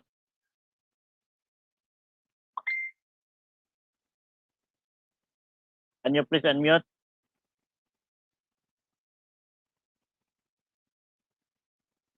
No. Okay. You have no audio. It's very soft audio, very low. Increase your volume, please. Increase I your can volume hear you, level. but very faint. It's very faint. You must increase your volume.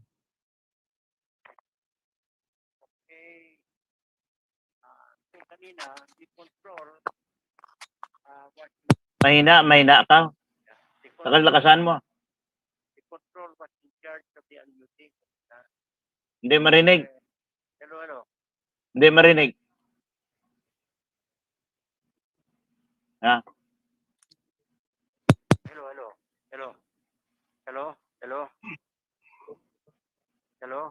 Pakibunot mo muna ang headphone mo tapos ibalik. Hello? Yan, okay.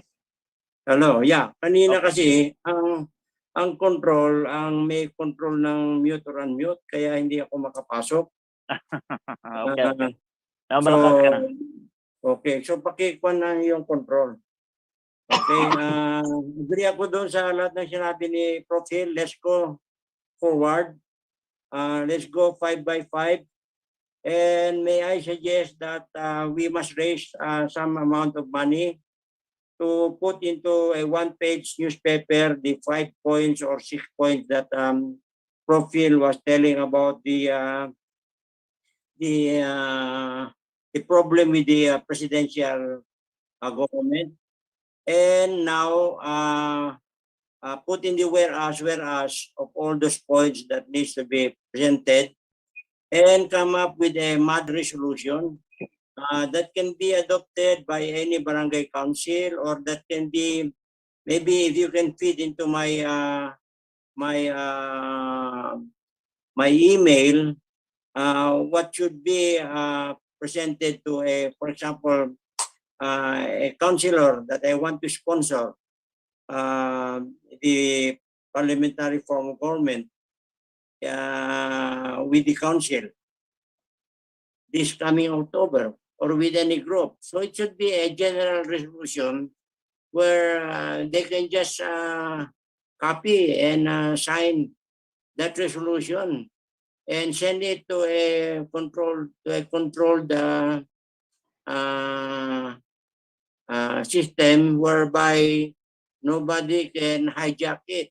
Meaning, it should be sent to a certain email address or whatever it is para makuha natin lahat yung mga resolution. So, to repeat, one-page newspaper, nandun yung proposed resolution, above it is the problem of the presidential system of government, and then an instruction for them to sign, copy the resolution, sign, and send to our secretariat, if we have a secretariat already, that has an exclusive email address. Yun lang, Mr. Speaker. Thank you. Okay, noted, Kasani, and I doubt that if we have to go to the publication of the newspaper, we need huge amount of money. You know why? 1/2 page of the newspaper, it takes maybe 50,000 or 100,000. Pero sa ngayon, now we have the GMN network, radio broadcasting. Pwede natin yan magamit, and every day we could announce whatever intents we want to and disseminate to the public, because we have our own network. We have our own radio program, and if we are lucky, maybe by next week we might have our own similar to YouTube, and we have also the similar to TikTok and similar to Facebook. So by doing that, no one could erase our post because we own that. So I do hope by next week we could achieve all those things, and we could minimize our expenses. I recognize Queen Salvacion Ligaspi. Please come in. Please unmute and join us. Mute. Okay. Hi, good morning po sa inyong lahat. morning. Of course, kaya po ako talaga very interested ako dahil ang Mahalikan TV network, kayo sa Malulus Constitution, you are working on a change of our system. Yan talaga ang kailangan. Ang call for today is the change of our system po sa ating governance. Kasi the Philippines is running an anarchy, chaos government. Baka kung gusto nyong maitanong kayo sa akin, siguro mas maganda para I will just answer you based on the question that you will raise me. Otherwise, gusto kong makashare talaga sa pagbabago ng ating bayan. Okay, Professor Hill, reaction. Well, I think we should open the floor to everybody who would like to ask questions sa kay Salvacion, Queen Salvacion. So let us proceed with that. Okay, the first question I want to ask is, we are talking here about disseminating information to barangays. So what is your opinion related to this, other than the 555 mentioned by Kong Ramos? Maganda man yan dahil talaga ang problema kasi kagaya nung may sinasabi si President Duterte o dito ko ba yun narinig na the government needs overhaul. So meaning to say talagang it will start at the barangay level na ang Republic Act 716 1991 kailangan ma-promulgate po yan na magkaroon yang rule of creation o barangay unit. Kasi hindi pa na-establish talaga ang barangay unit. Kasi ang unit po ay isang teritoryo. Pag nakita yung rule of creation of barangay unit, dito tayo makapag-umpisa. Then we can modify after na identify natin ang barangay unit, then we can move on immediately on a district. So ang distrito naman, there may be, sabihin na lang natin, there's 12 regions. Philippines has 13 regions. The 12 na lang, yung 12 region can have a prime minister perhaps, or the entire Philippines we can elect a prime minister. Sa ganitong pamaagi, sa ganitong paraan, mas madali ang ating transition government because we have founded the rule of creation of barangay unit.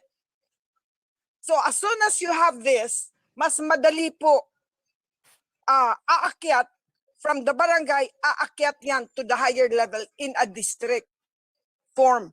And we can even nationalize it into, again, one national prime minister. But still, like in Switzerland, for instance, its state, canton ang tawag sa Switzerland, they call their state as canton, or we can call it region. So in each canton, there is a president. So as far as we are a sovereign nation, we can also have a prime minister in each district. So yun na ngayon ang mag-control sa local, sa government, sovereign government, tribunal, with territorial rights of jurisdiction. Nawala kasi ang teritoryo eh. Kaya yung Malulus Constitution is a dead issue. Pact o biyak na bato. Nawala kasi ang Treaty of Peace 1898. Yun po, doon tayo tututok sa Peace Treaty 1898. So, yung Peace Treaty 1898 ay meron na yang resolution and entry judgment sa Supreme Court na nirelinquish na nila ang civil case 3957P sa private property rights, patrimony of the nation sa akin po. Kaya ito naman willing kong ipamigay sa mga taong gusto na tutulong sa pagbabago sa ating bansa. Yun ang aking gustong ipamahayag, i-share sa inyo kung tanggapin nyo. Kung hindi naman, patuloy naman itong ginawa ko. Kaya lang sayang kasi ang ganda ng mga taong nandito dahil gusto nila ang pagbabago ng gobyerno. Na nagustuhan ko rin ang sinasabi na si Presidente ay hindi talaga niya gampanan at yang si Bongo is only, mahirap nang magsalita. Bongo is a Chinese, a CCP. So, they are running a CCP show. So, federal. And we should not be ruled by a federal if we are a sovereign nation like what the President is saying. Sasabihin lang na Presidente na Philippines is a sovereign nation only kung nandyan ang United Nations hahabol sa kanya. Pero, pag hindi nahahabol sa kanya, ang United Nations, the next day, magbabago na naman siya. Doon na naman siya sa CCP, federal, na kanyang ini-empower. Mali man yun. Hindi mo makuha ang kanyang, Duterte has no stable mind, no stable words. Hindi natin sa Bisaya, dili nato magunitan ang iyahang pulong. As a president, he should guide the country. Hindi natin mahawakan ang kanyang salita eh. At dapat sa presidente, kung hindi man nagawa ni Pinoy ang transition government, transformation, yan ang plataforma niya, whereby si Duterte naman, ang kanyang platform is sa drug rehabilitation, okay. So, anong nangyari? Nandyan pa din ang drug, nadagdagan pa ng coronavirus. So, Duterte's government is leading the nation to a de facto depopulized country, which Philippines should be the mark of all nations na tayo ngayon will lead the rest of the nation globally. Kasi tayo po ang naghawak ng OCT 01-4, global yan. Hindi lang Pilipinas ang ating Treaty of Peace, Article 1 of the 1935 Constitution. Hindi lang po Pilipinas yan, buong mundo. Kaya ngayon, nagkaroon ng One World Order, New World Order. Yung New World Order is an organization from United Nations na ang ating yaman sa bilateral mines field, sila ang naghawak ang World Bank. Pero hindi embargo na yan eh. Na-redeem na natin yan eh. Gagamitin natin ang redemption natin. Pag nakuha natin under Article 18, Section 26, Divine Wealth, redeem na po yan. Pwede na nating gamitin. We do not have to have state of emergency calamity fund because of coronavirus. Curse yan eh. Coronavirus is a curse. We have to stop God's anger. We have to follow the rule. Can you recognize Enrico Mariales because I think he has a question for Ms. Salvacion? Yes, I will accept question. Ano po yun, sir? Mr. Morioles. Good morning pala, Sir Hel. Yeah, Go good ahead. morning. Mr. Morioles, then you are recognized. You have question from Mr. Speaker. to Mr. Speaker. Salvatore. Yes, okay. You are recognized. Point of order. Okay. I think what we were trying to fully discuss is how to create an awareness campaign for the parliamentary shift among the different barangays. Correct. And correct. I think the discourse of Professor Salvacion could have gone out of hand already in that sense. In my opinion, to create an effective awareness campaign, first, as I said an hour ago, first, let us organize. And second, let us raise funds. Yun lang ang gusto kong iparating, Mr. Speaker, as a point of order. Maraming salamat po. Okay. So that's why I mentioned earlier, sasabi ni Kasani na we have to use the newspaper. So sa ngayon, we are running the GMN Network Radio Broadcasting. So dahil ito ay sa atin, ay medyo maka-minus tayo dito compare sa newspaper ang gamitin natin. And we have our YouTube, we have Facebook, we have our Twitch. So kung dissemination lang ang pag-usapan, pwede natin magamit ito at less expense. Ngunit ang problema natin ay kung sino ang mga participant really willing to disseminate all this information. Kasi nangyari, nakikita ako, kung minsan nag-post ako, mataas na yung 5 o 6 ang mag-share. So what I want is, if, let's say for example, sa isang post, ay kung may mga 50 na mag-share, yan ay ang 50 naman may mag-share na 10, ang 10 naman mag-share na 5. So that is very easy to disseminate. Ang problema sa ating mga Pilipino, gusto lang natin magpaka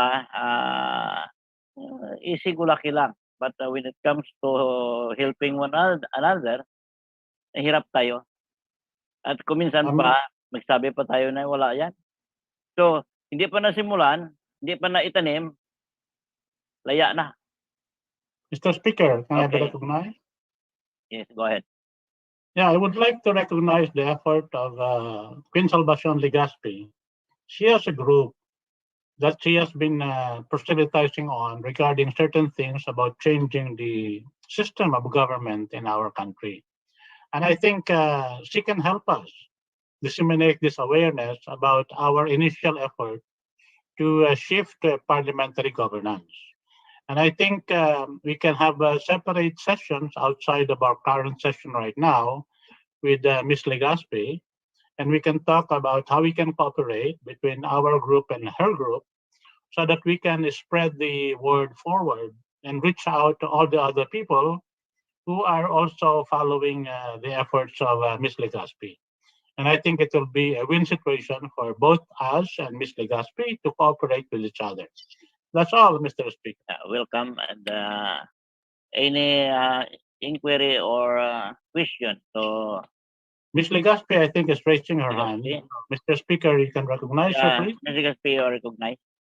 No, I do appreciate what Sir Hill Ramos is saying. I do accept it, and it is very important and imperative because we cannot be a government without jurisdiction. A government is jurisdiction, and once we have jurisdiction, money is no longer a problem. We don't have to raise funds because the funds are ready. This is all what I can say, and thank you very much, Sir Hill.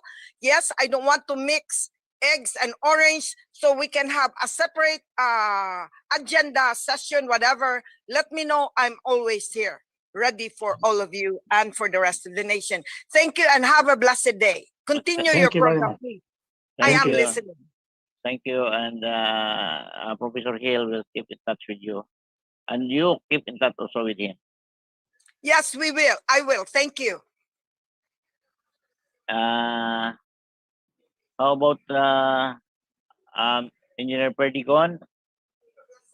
Yeah, we Can have you share? people like Marcos Caraeg and Yes. Perdigon and JH. JH, and now Mr. Soleil Ledesma has Soleil Ledesma has heard us. Maybe he has some comments now to share with us as well. So please recognize them one by one, Mr. Speaker.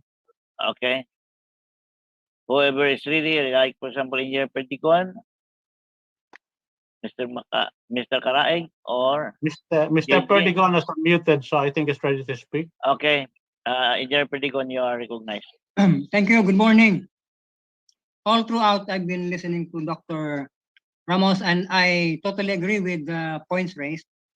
I am for sectoral parliamentary system, but I will set aside that qualification for the moment for the sake of greater unity in our ranks. I would acknowledge the need for geographical representation, but with much reservation because that has always been the vehicle of political dynasties in controlling our politics and economy. So I agree, sir. Let's focus on parliamentary system with the star feature, the question hour. I think that will spark the interest of our people because we are so disgusted with the ongoing corruption amidst the pandemic. Wala na silang pinatawad, krisis na nga, maraming namamatay, pero corruption pa rin ang kanilang ginagawa. Let's go for it. Parliamentary with question hour. Agree po ako dun, sir.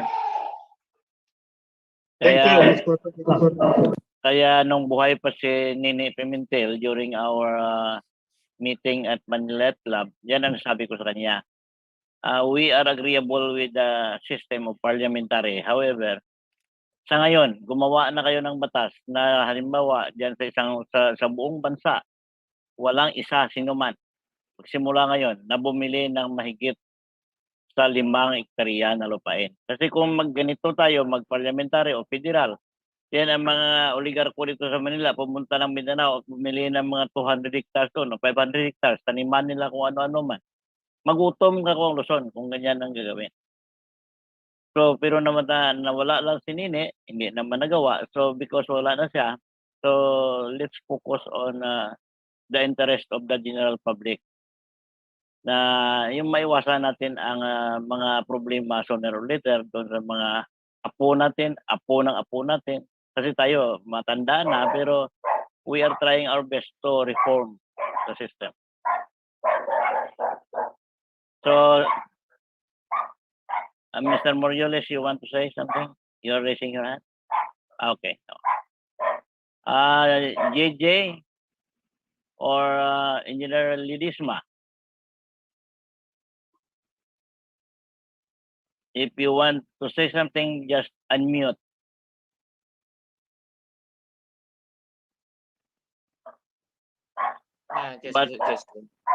Just only pointed out that I was agree with all you been said, especially on the parliamentary systems.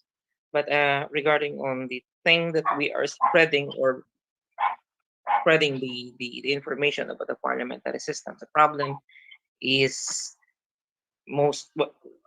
itself in barangay, they are not even the barangay captain or the members of the barangay, or sometimes they are not so aware about it.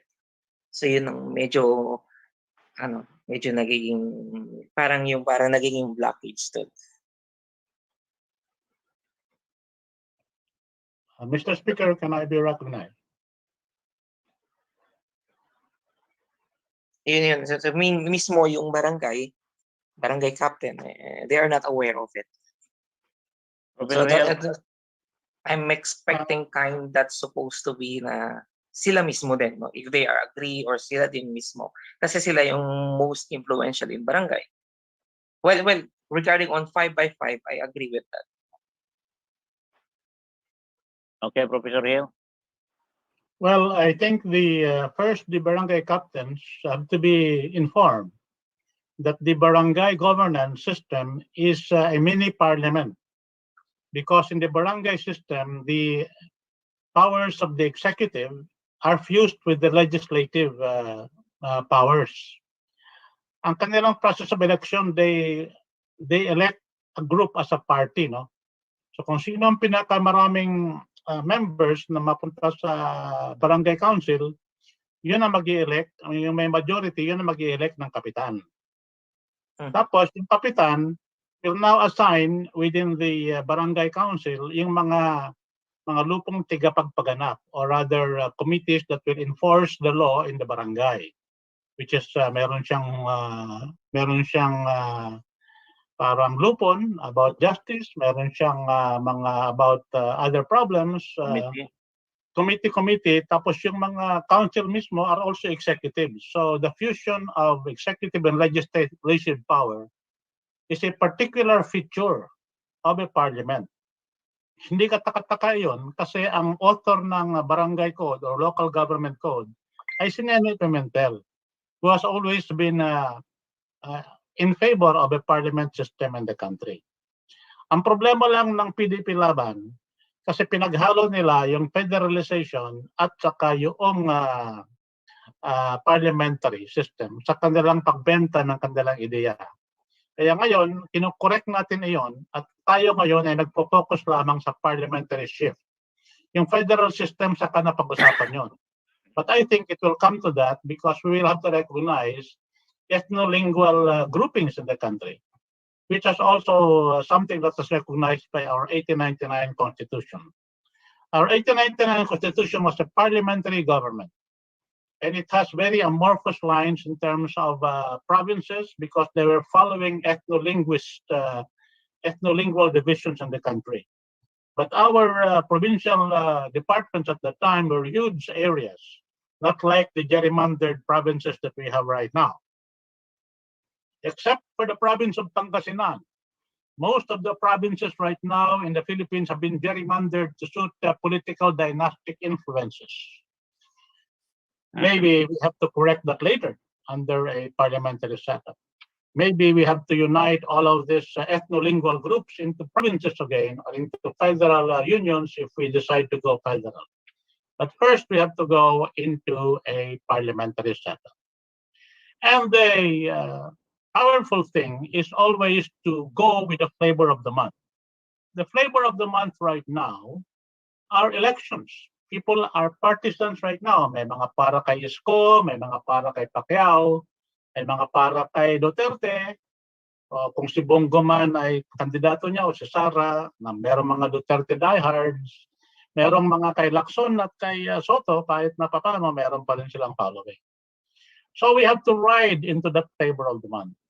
Let us follow this predilection of people to go into the sabong mentality of picking up the winners of the possible presidential election in 2022, if ever we have elections.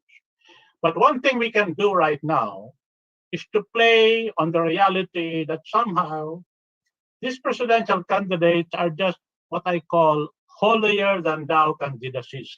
Anong ibig sabihin ng holier than thou candidacies? They are supporting the rotten presidential system that we have. They're saying that they're being holy people, being good people, mabait na mga tao, hindi corrupt, and we will have people who are also not corrupt in our governance. We will correct the rottenness, and we will be able to clean up this rotten presidential system.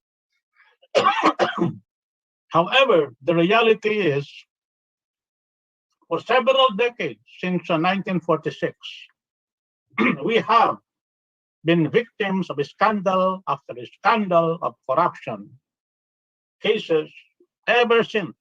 From the time I was 5 years old, I was already conscious of that golden areola problem of the Elpidio Quirino. I was again treated to that Garcia problem of the court of Garcia. Why is it a problem? My people are just taking care of themselves. And so then we have this Macapagal problem where we have all of this Stonehill scandal wherein most of the people in Macapagal's cabinet were involved in the Stonehill bribery blue book, which included Macapagal himself with those torn pages in the blue book of Stonehill. Then we have Marcos. Of course, we had the election of Marcos in '69, where he defeated Osmeña. And then we have all of those problems saying that Marcos was saying, stop smuggling. But he was in cahoots with the Ilocano mafia, tobacco mafia, producing those Union Blue Seal cigarettes, which was spread all throughout the nation, and many other scandals that was really relatively small compared to the way corruption developed and evolved into grand larceny at the present time. So we see now if we have those scandals under later on under Cory Aquino, the Council of Trent, which dominated our finances and did not do anything to really correct the oligarchy control of the country, but came back with the non-Marcos oligarchy, which recontrolled the nation and produced all of those scandals, which just swept under the rug. And then we have the subasta process of federal of FDR, President Fidel Ramos, where the funds raised supposedly for modernization of the armed forces by selling Fort Bonifacio just disappeared and was just put back into the general budget so that it cannot be traced anymore. That's the biggest scandal under Fidel Ramos, and all of those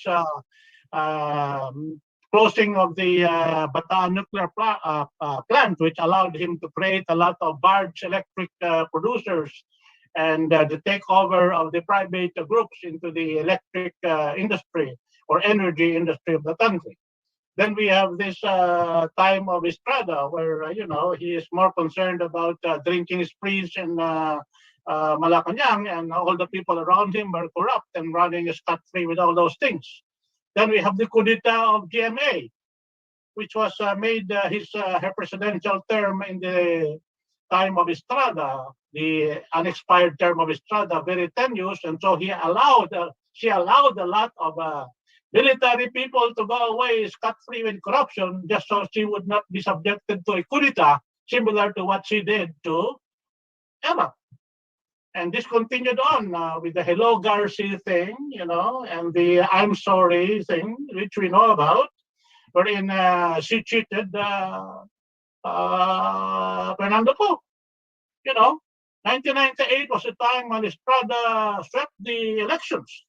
And it was because there was a relatively clean registry. Fernando Po, who was more popular than Estrada, should have swept GMA away in the 2004 elections. But what was the difference? There were 5 to 6 million padded voters in the Comelec, which was used to defeat Fernando Po Jr. So this is a reality of our politics. And what came after Gloria? Mr. Dingbaksha, Nonoy Aquino, which an election, which a process wherein the Endo continued and all these oligarchic groups made more money, and there was no trickle-down effect on the people, which is supposed to happen. And now we have Duterte with a promise of tunay na pagbabago, which never happened. And now he is saying, because of the Senate hearing, talaga yung corruption, nandyan yan, hindi maaalis yan. So what is common to all of these experiences?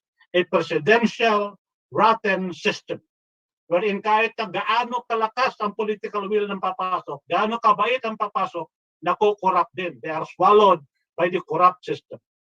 Empirical studies have shown that a parliamentary system is a better instrument of governance. And so we are advocating a shift to it. This is non-ideological. This is just scientific, empirical evidence that we are trying to push. We are not advocating a particular ideology. In fact, I have heard that if we go into a parliamentarist system, even the communists, even the NDF, the NPA, will stop the rebellion and join in a process of real parliamentary contest for power in a parliamentary system, which is what happened to the communist parties of Europe. They have been legitimized. They have now different names. They are Greenpeace Party. They are something like party. They are Socialist Party, but they were former communists. And this is the support that Joe Masison is relying on, and getting more support from the European government and sustaining his exile in the Netherlands. But they are willing to implement their CASER, comprehensive agreement on social and economic reforms, in a parliamentary system. And so a shift to the parliamentary system can possibly solve this lingering 50-year-old communist insurgency. Okay? So there are many advantages to this, and this is non-ideological. We are welcome to any ideology, communist, socialist, liberal, capitalist. We are not confiscating any properties of the private people. We are just telling them, go shit and do not control our public utilities and don't touch them anymore. Give it back to the people. Those are part of the things that we are supporting. Because when a real parliament controls the system, where people's voices are heard, public utilities cannot be controlled anymore by these private sectors that are the cronies of a president. They are the ones sustaining this process of preventing a shift from the rotten presidential system because they do not want to surrender the control of these public utilities, which they use to milk our people in the trillions of pesos every year.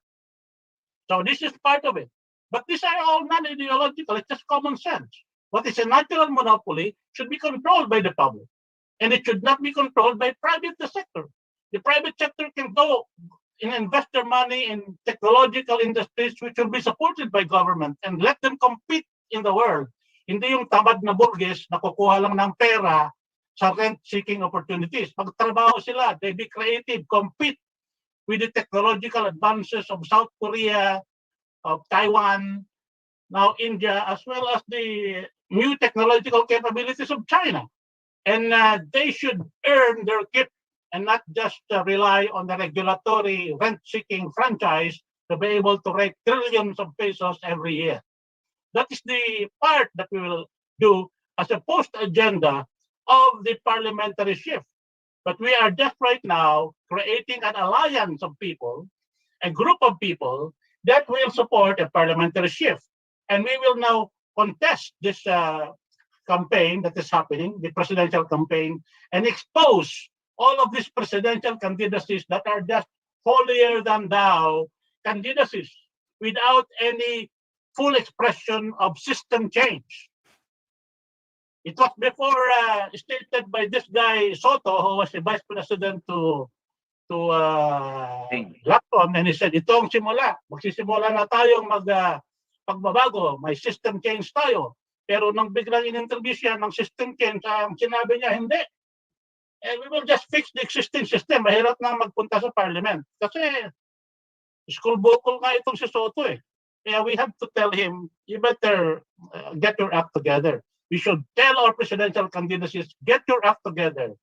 Talk about system change, or else your candidacy is just a holier than thou candidacy that is hoodwinking the people and telling them that they will really have change, but in fact, we are just substituting the existing cronies, raping the nation with your own cronies when you become president, because you will be swallowed up by the system. Mr. Speaker, that's all I have to say right now. Thank you, Professor Hill. And reaction from anybody here? Enrique Marioles is raising his hand. Mr. Speaker. Mr. Moriolis, you are recognized. Mr. Speaker. Yes. In this conceptual discussion on shifting to a parliamentary form of government, the case of Malaysia always runs through my mind. Malaysia is a federal parliamentary form of government. Pero tingnan mo ang ginawa ng past prime minister. He also stole billions of ringgits from the Malaysian coffers. So kahit sa parliamentary form of government, a massive degree of corruption can still happen. Dito sa Pilipinas, ang inaalala ko ay itong problema natin sa pangungurakot ay hindi lang ito systemic.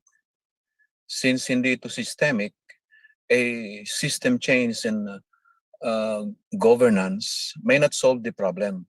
Sa tingin ko kasi, sa basa ko ng problema, ang corruption sa Pilipinas ay naging behavioral na, naging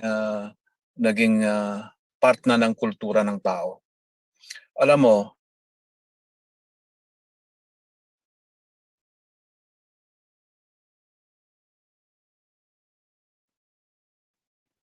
What happened? Internet ni Marioles yata ang may problema. Yeah, he disappeared. I can't hear him anymore. But anyway, while he is right now not able to speak because he has to fix his problem, what I'm saying is that we are not saying that the shift to parliament will instantly cure our corruption Isa namin. problem. Okay, go ahead, Mr. Marioles. Are you back now? Or he disappeared altogether? Okay, you're back now. Okay, Mr. Marioles, you're back. Please unmute and continue. Paki-unmute.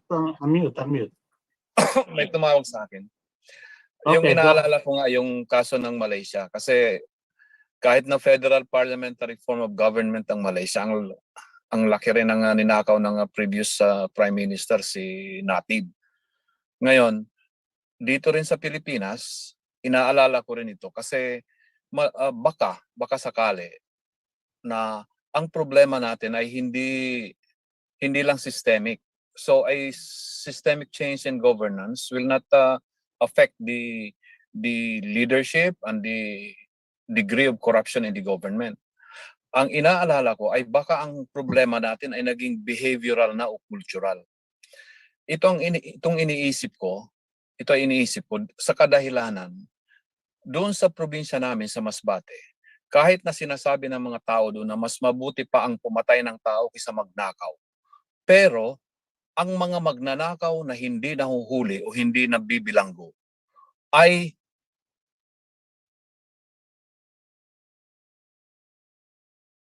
Wawala na naman siya. Ay, pumapatay rin. bilib ang mga tao sa mga nagnanakaw na hindi nahuhuli. Yan ang problema. Kaya yung mga maliliit na bata na nakikita na bilib pala dito tayo kay Nardong Putik, isang kriminal pero hindi nahuli pero sinasamba ng mga tao. Doon din sa amin, ang mga politiko na malakas mangurakot na alam ng taong bayan na nangungurakot pero hindi nakukulong ay parang sinasamba. So, ang mindset ng mga tao ay iba. Kaya ang sinasabi ko, baka ang problema natin ay hindi systemic. So, a shift to parliamentary system is not the solution. Kasi tingnan mo ang nangyari sa Malaysia. Federal, parliamentary, pero grabe ang ninakaw ni Prime Minister natin. Ngayon, yun din ang iniisip ko. Yun ay isang reservation ko dito sa parliamentary system. Na ang problema might not be even systemic already or may not be even systemic anymore. Kundi baka cultural na, behavioral na. Ang mindset ng tao ay mahusay ang magnanakaw na hindi nahuhuli. Yun ang aking reservation sa conceptual discussion na to. Mr. Morioles, kaya yan palagi ni Professor Hill pinaulit-ulit na once we shift to parliamentary system, we have to truly observe the question hour. Dahil 1973, parliamentary rin yun ang ni President Marcos. Ngunit dahil wala siyang question hour, nakaligtaan yan. At hindi rin na-disseminate ang information niya sa mga tao, kaya mahirap nila unawain. Then when it comes to nangyari doon sa Malaysia or Indonesia. Malaysia. So, nakapasyal din ako dyan na mga unang panahon every 2 months na dyan kami. So, nakikita ko na ang failure din ng parliamentary system na doon is hindi rin nila organize yung question hour na yan. Mm-hmm. So, doon sa kanila, pangalawa, may sistema sila doon na pag sinabi bawal. Parang tayo rin na hindi pwede gawin yan kung bawal. So, ang mga Malaysiano ay obedient din. So, sumusunod din sila kagaya ng Pilipino. Na pag majority ang nag-decide, wala nang question to ang mga minority. Sige, go ahead. So, tama yan sinabi mo na systemic na nga, na kinaugalianan ng Pilipino yan. But what I am suggesting is once we adopt the parliamentary system government, priority natin ang question hour. Kahit anong paraan, kailangan ma-implement ang question hour. By doing that, there is a transparency as to whether or not the sitting government official is favorable to the majority of the people or they are only advantageous for themselves. Professor, Okay. Can I Professor, answer? I think Mr. Falay Ledesma wants to talk. okay. Yes, sir. I was young. I was 44 years old. So what I mean to say, on the parliamentary system, di ba meron naman tayong opposition to question every government transaction. So even though we have a kind of behavioral system on corruption, but every transaction that the government made, it will be questioned by the opposition. So merong in front or merong harapang check and balance. So even though na they try na mangupit, magnakaw, but it will be masasalang siya sa question and answer to answer it. And then pwede namang gawin ng government is to answer it na, I mean to say, nagkakaroon ng transparency. So kung ipinag-aalala ni Sir, ano pa pangalan? Ni Sir na lalo pang kung maging corrupt like in Malaysia, I think in Malaysia medyo baka nagkaroon lang ng kasabwatan doon or hindi masyadong question ng opposition. Andiyan ha? Kunin ko. Dito ka. Okay, go ahead. That's my point, sir. There is an opposition to question every government transaction. So I think there is a huge transparency on the parliamentary system. That's Okay, so iyan ang mga bagay na yan is sooner or later that could be looked into. But our priority is how and when to shift to parliamentary system and how we could disseminate information to the public, particularly in the level of barangay, considering that some barangay officials just not agreeable to the parliamentary system because they could be easily caught. However, by doing the 555 system, huwag tayo mag-approach doon sa mga nakaupo. Yung hindi nakaupo ang i-approach natin. That we think that they are honest. Otherwise, kung i-approach natin, ibalik natin sa kanila, things will be continued. Corruption pa rin yan. Dahil nasanay na sila. Pero yan ang pag-isipan natin na let's focus. Kaya sabi ko nina kay Professor Hill, dahil sabi niya sa akin gabi, let's focus on information dissemination to the barangay level.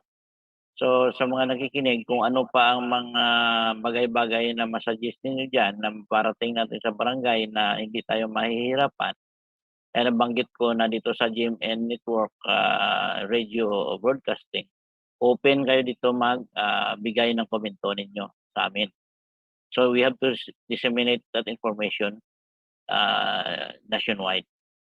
Kasi abot to sa worldwide, dahil sa YouTube, may worldwide. So that is the only means to minimize expenses. Dahil kung sa dyaryo tayo, sabi ko nga nagsubok kami dyan, 1/2 page, 50,000. So isang bisis lang yun. Ang tanong, sino nakabasa? Yung nakakabasa lang, yung mga kalaban din. Pero yung gusto natin ibigyan ng informasyon na yan, hindi sila makabasa. Lalo kung doon sila sa probinsya, sa barangay, walang newspaper doon. Pero sa radio, sa TV, sa YouTube, sa Twitch, kahit doon ka sa sulok-sulukan ng barangay, kung may internet ka lang doon, pwede mo marinig ang sinasabi natin, ang binabanggit natin. Now, in the reaction from the group, Engineer Ph.d, you are recognized? Yes, thank you. Just an addendum, yung tungkol kay Prime Minister Najib Razak ng Malaysia, siya po ay nakulong ng 12 taon. Na po siya, put on trial and nasentensyahan 12 years. And that shows that their system against corruption works. Yun lamang po. So, Queen Salvacion, any additional comment or whatsoever? Ma'am Salvacion, may we hear from you?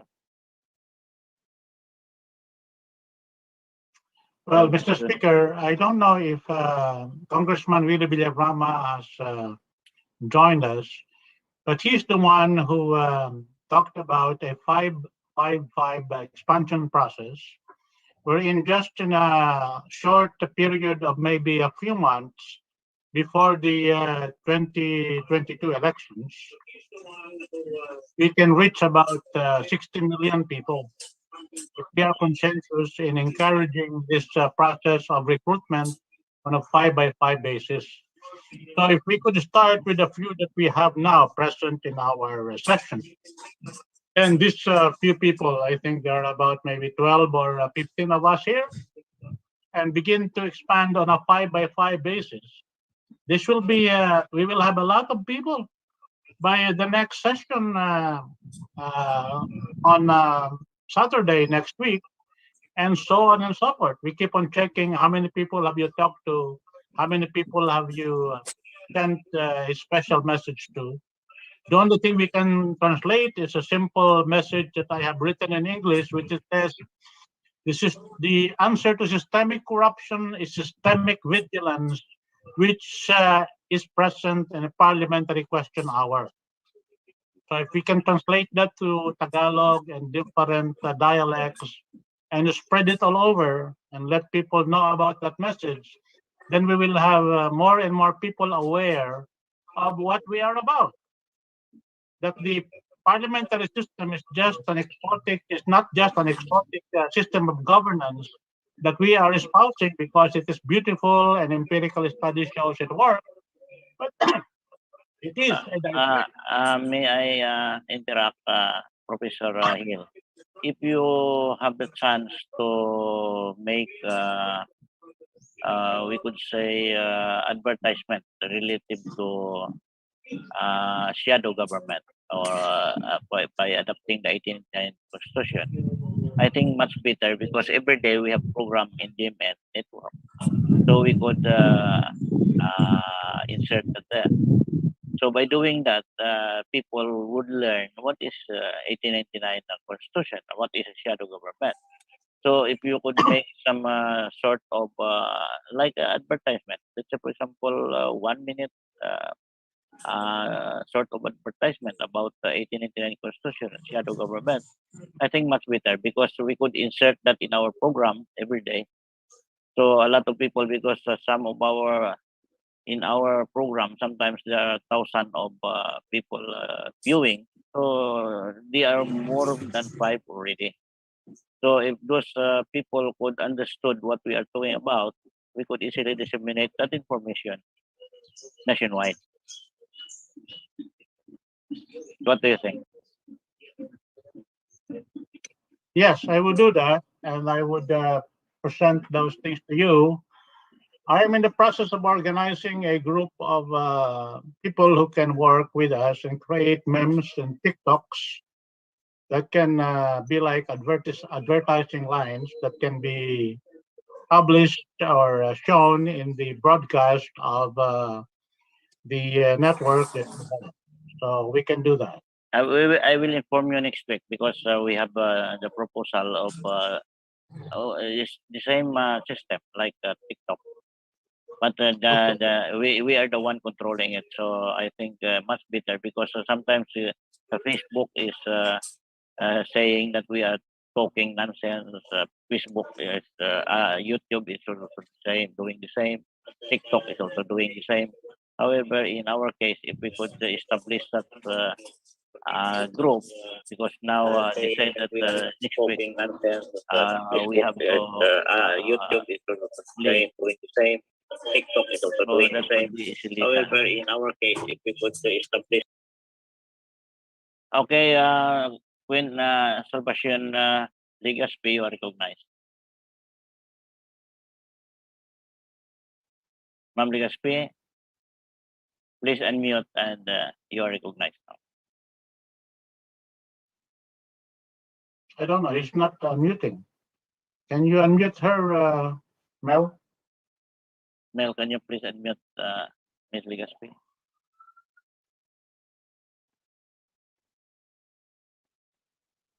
Queen Salvacion Legaspi, She's you not are able to recognized. unmute. Maybe she's not hearing us right now.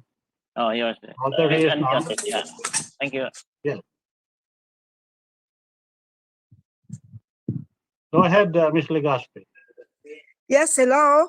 Yes, Yes, Can we you can hear you. me? loud Yes. and clear. Can you hear me? Yes. Okay. Yes. Now I'm called.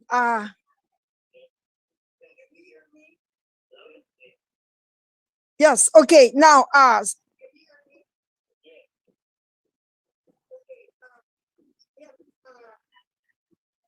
Go ahead. Go ahead. Can I have the question again? I'd like to answer a question. What question is that?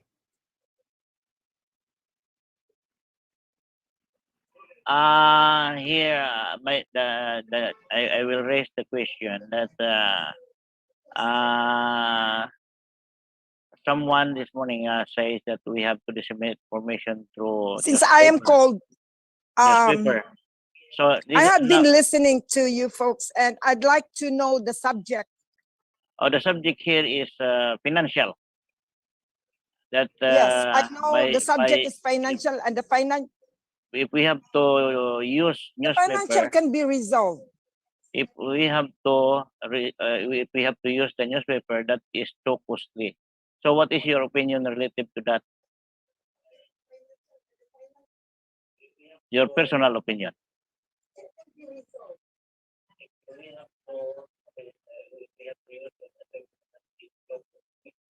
Can you hear me? Is this in regards to the media? Yeah. Okay, with regards to media, we should be able to control our media in the media in the first place, because the NPC is already been redeemed, recovered. We can control actually the NPC, sir.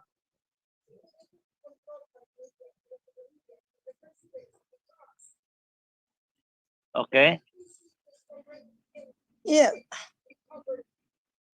I have all the documents.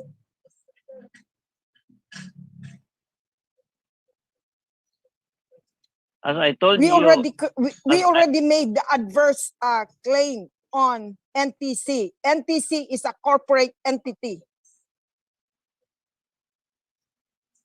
as I told you earlier, or as I mentioned earlier, we have our own network wherein we are the one controlling it.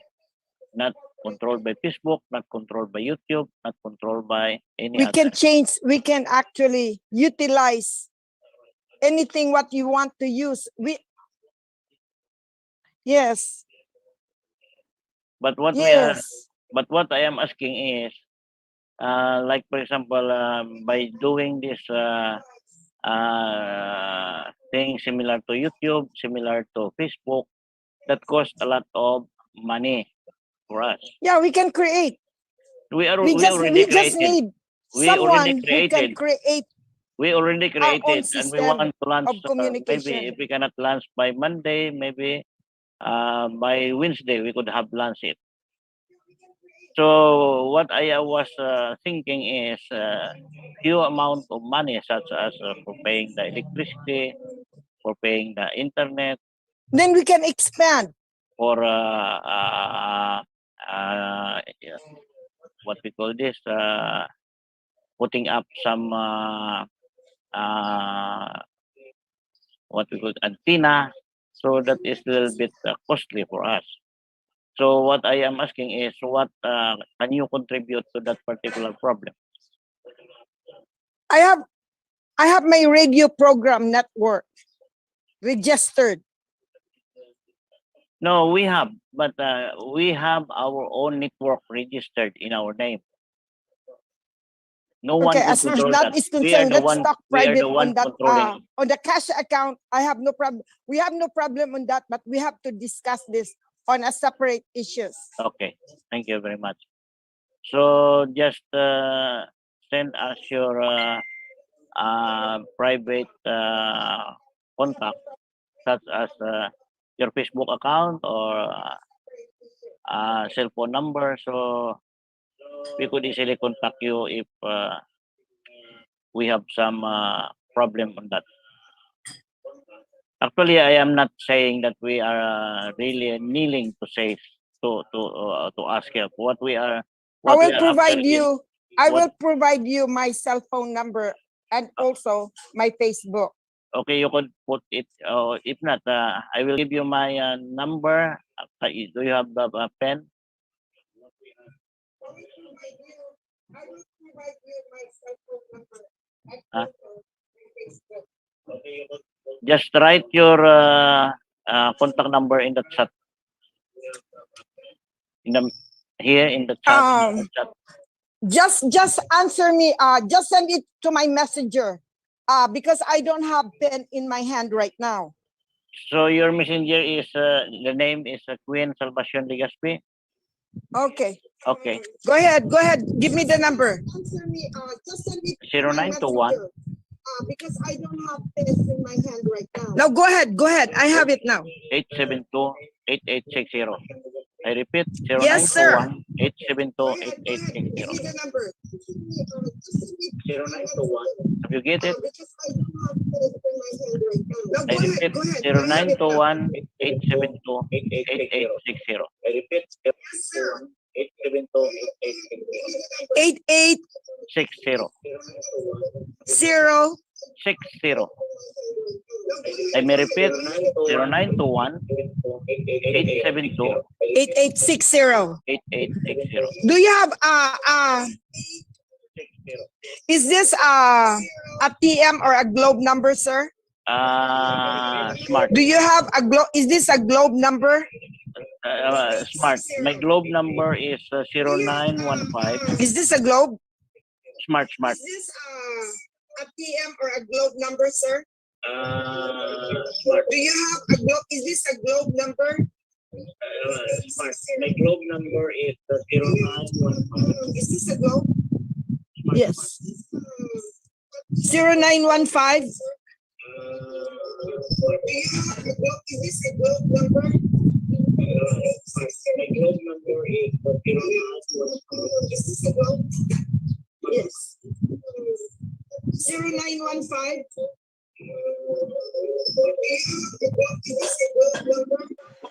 Why don't you exchange on chat? Exchange numbers on chat so it won't disturb the overall discussions. Yes, I think it's better because it's a little bit mahina ang aking site siguro. Chat ang number mo.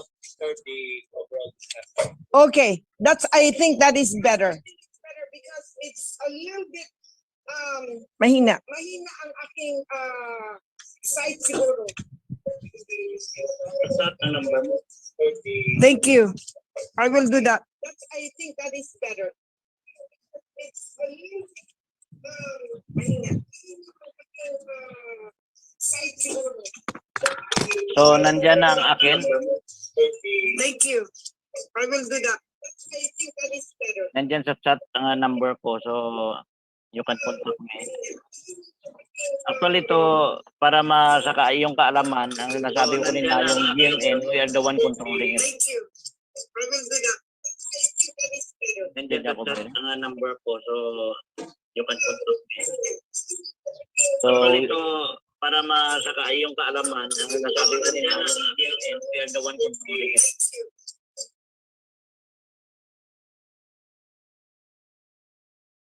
Wala na siya. Professor Hill? Yes, what do you want me to say? What is your question? No, as far as the dissemination of information is concerned to the barangay level, so any additional, because Ma'am Salvacion, sabi niya everything is possible, pero hindi ko maintindihan kung what are those possibilities dahil medyo malawak ang tinutukoy niya.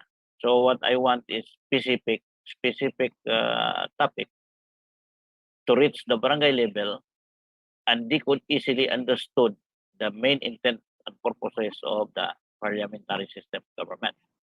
As I have summarized earlier, we have to make an effort to first translate our English. The barangay level. No, I already posted that, but in Tagalog and Cebuano. But there was no reaction. So, in my own observation, if we could summarize it, like for example, I was thinking that if we have to advertise in our program daily in the GMA network, I think that is one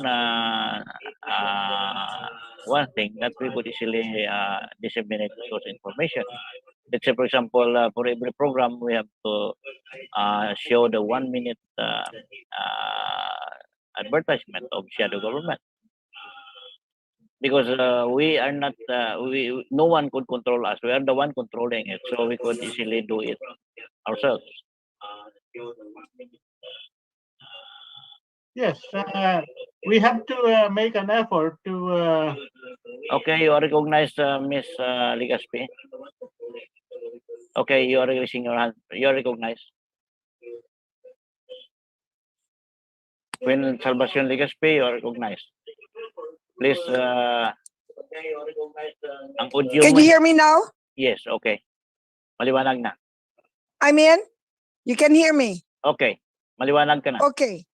Now, I like the idea. The idea that Mr. Hill was discussing, I like that idea actually. Which idea? That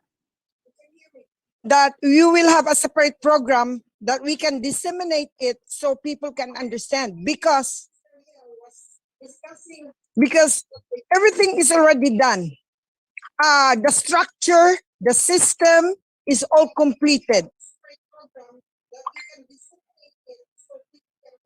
Well, other than that, I am suggesting that for every day we have program in GMN, so we have to insert such. I don't know why your voice is just so your it's audio. masyadong mahina.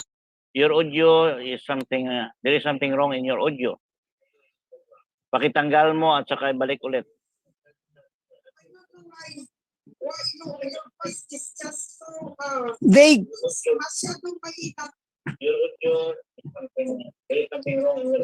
I think so. Okay, ang ibig ko sabihin, marinig mo na ako? Hello? Hello? Hello? Can you hear me? I think so. Paminsan nga, patay mo ang audio mo. So, There is an echo that happens. I don't know why. Mel, what's happening? There's an echo. wala dito sa amin. Sa kanya, kay Miss Ligaspi, kuminsan na-on niya yung audio niya, kuminsan na-off niya. Ngayon naka-off ang kanyang audio. So, nawala na siya. Anyway, let's proceed with what they're saying. We have to set up the translation process. We have to set up SMS that can be fit into 164 characters. We have to create the political party that has been suggested by Mr. Marioles. We have to recruit on the basis of a 5x5 basis, which shows that within 12 generations of that recruitment, if that happens, we will be able to reach about 60 million people, which is about the number of voters in our population.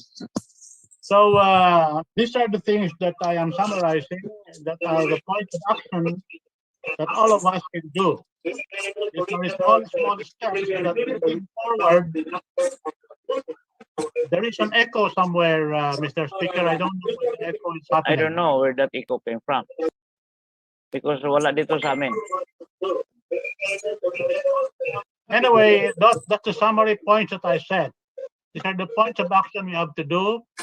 Within the week, we will have a meeting with Sunny Domingo and with Mr. Marioles on these things that were proposed on the political party organization. We will continue with drafting the SMSs. I have the postings that I do in my Facebook account. which can be shared by people who want to reach out to their friends and network. And that's how we can proceed with this, because that's all that we can do right now. And we have Okay. to take advantage of the election fever and challenge the presidential candidates to start talking about a shift to parliament. And we have to tag the candidacies that are not paying attention to the shift to parliament. I suggest holier than thou candidacies, saying na mas magaling sila, mas kaya nilang gawin yung pag-ayos ng ating pamamalakad sa pamahalaan kahit na hindi mag-system change. So that means to say they are presenting themselves as a new driver to the rotten presidential system without changing the rotten presidential system, which will end up swallowing them.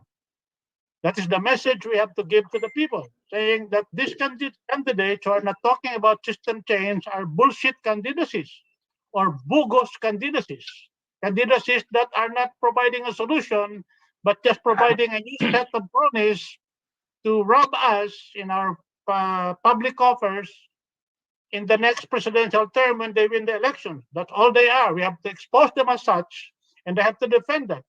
And we have to begin a coalition of candidacies and saying, hey, these presidential candidates are for the parliament system, as opposed to those other presidential candidates who are not entertaining it. Let's junk them and just choose from within this presidential candidacies. Okay, That's the kind of communication that we can do, Mr. Speaker. that is clear to So that's me. all I have to say right now. But what I want to suggest is, as far as the content or the content of that information is concerned, let's summarize it, maiksi lang. And there is a contrast between the advantage and disadvantage of parliamentary to presidential. Sa tingin ko, maliwanagan kaagad ang taong bayan. Kasi kung pahabain natin, nakikita ko doon sa resolusyon natin, mataas na yung 6 na magbabasa kasi mahaba. So if we could minimize the context of our information, na nakapokus lang sa what are the advantages of parliamentary to presidential, so tingin ko mas maganda. Okay, Mr. Morioles, you are recognized. You are raising your hand. Yeah. May concern lang ako. Concern. Okay. Kung yung PDP laban ay nag-espouse ng parliamentary government, unang tanong, will this political party that we will form establish a coalition with PDP Laban? And if PDP Laban is, since PDP Laban is deciding to participate in this presidential election, will not that run counter to the objective of our group? And third question is, PDP Laban is a big organization. It has money, pero it was not able to successfully sell the idea of a parliamentary shift to the people. Anong lessons learned na pwede natin pakinabangan sa experience ng PDP Laban? Yun lang po ang mga concerns or katanungan ko. Pero sa akin pananaw, if we have to coalesce with PDP Laban, dahil sila mismo ay hindi na magkaintindihan din, mahirap din na hindi na nga sila magkaintindihan, papasok pa tayo. Paano nila tayo maintindihan na sila mismo, grupo nila, hindi magkaintindihan? And, pero yung konsepto nila ng parliamentary form of government,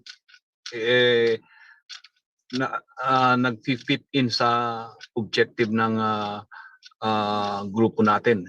Okay, but we have to remember that Nini Pimentel and Cuco Pimentel is different from one another.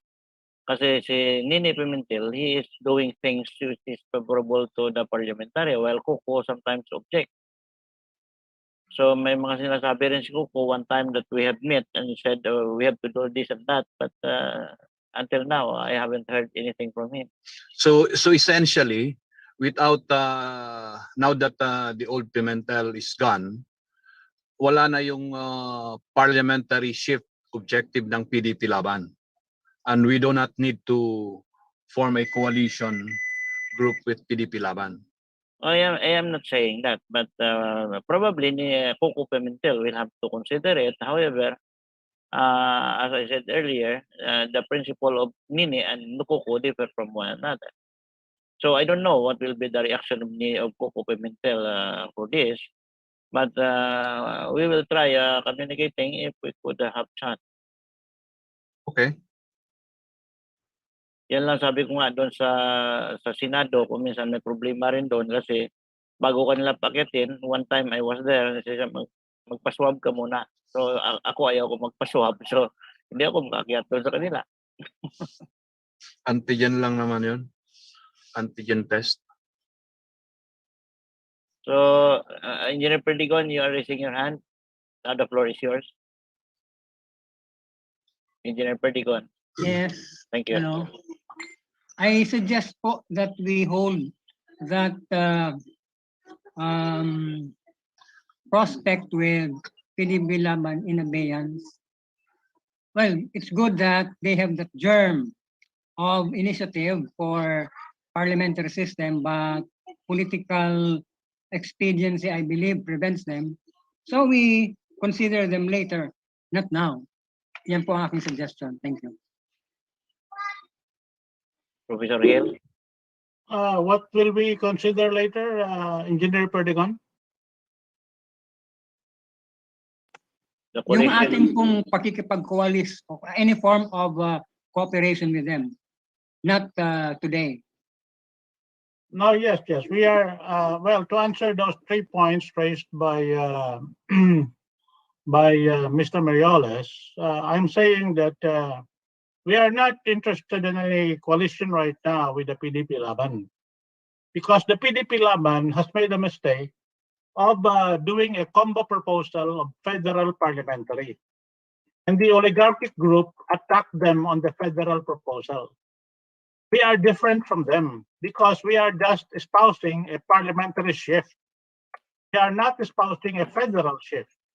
We just say, parliament lang tayo kasi ang parliament ang sagot sa systemic corruption sa ating bansa through systemic vigilance, which the question hour provides.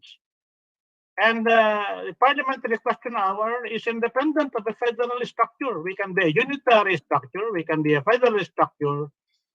The question hour remains. As you know, a federal system is relatively something that is for the structure of internal local governance, while a parliamentary system is overall, regardless of whether you are a province in a unitary system or a federal state in a federal system, there will always be a question hour. So we are just proposing that we do that. And I agree with Engineer Perdigon. We don't care about this coalition. Let us clarify our messaging within the small means that we have altogether. Let us follow the suggestions of Mr. Marioles, organize a party that will support this advocacy, organize a way to raise funds within the capability of what we have, support these little activities that we are doing. It is not a very ambitious campaign. We will just campaign based on what we can, because we cannot be mercenaries that will be funded by particular oligarchic groups to achieve a particular agenda. If we have to pay for our freedom, we have to pay it ourselves, or else we will just be beholden to the people who will fund us.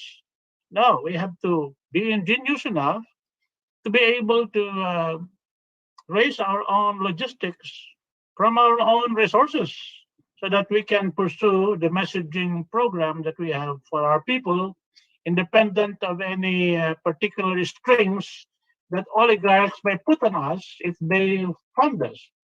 We can only cooperate with particular candidacies that are supportive of a parliamentary setup. And then perhaps we can talk about coalition with them once they make their positions explicit that they would like to support in their presidential campaign a shift to parliament as the first order of business of their presidential candidacy. And that is where we can talk real coalition with them and work with them together. if there are several presidential candidacies that do that, then we will be able to identify them and say, hey, out of the 6 presidential candidacies, only 2 are supporting a shift to parliament. And so we will suggest to the people that limit your choice to this 2 people or 2 candidacies, because the other 4 are all for supporting the continuance of a rotten presidential system. And that will be our political messaging as it goes in this May 22 elections, if there are elections. If there are no elections, we continue with our advocacy that even extra constitutional methods can be used to shift to a parliamentary system by the military providing allegiance and dehibernating the existing 1899, the Hori Constitution, because that is a constitution that is a parliamentary setup anyway. So there are many ways that we can do this. We are not dependent on the elections. We have our own idea. A political party can exist like the Communist Party. We can be that party. We can be that kind of party. And we don't care if there are elections in 2022 or not. We continue pursuing the effort to either revive the 1899 Constitution, which is a parliamentary setup, or create a parliamentary shift independent using other means other than the revival of the 1899 Constitution. We are open to that flexibility, although our first priority is to be able to use the 1899 Constitution to go back and revive a parliamentary system which our founding fathers have proposed for us as a nation. Thank you, Mr. Speaker. Okay, Professor Hill. That's why I strongly recommend that we have to introduce the advantage of parliamentary to presidential and the disadvantage of parliamentary to presidential. And likewise, the advantage of presidential to parliamentary and that disadvantage as well. So by doing that, initially through Facebook, even after this, we could do it. So we will observe as to whether or not the people heard what we are talking about, and let us observe the reaction. Now, if we think that they don't care about it, so what are other things we have to do in order to encourage them to be with us? Yes, I agree. So, Ma'am Wilma, can you say something about it? Please unmute. Unmute mo. Mag-unmute ka.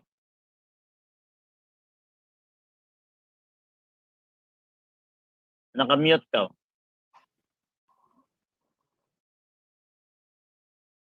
Hindi ka marinig. Mag-unmute ka muna. Okay. Okay.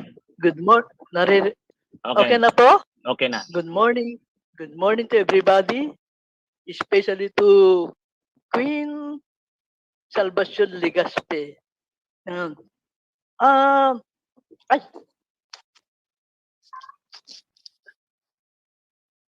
Nawala ka. can I talk?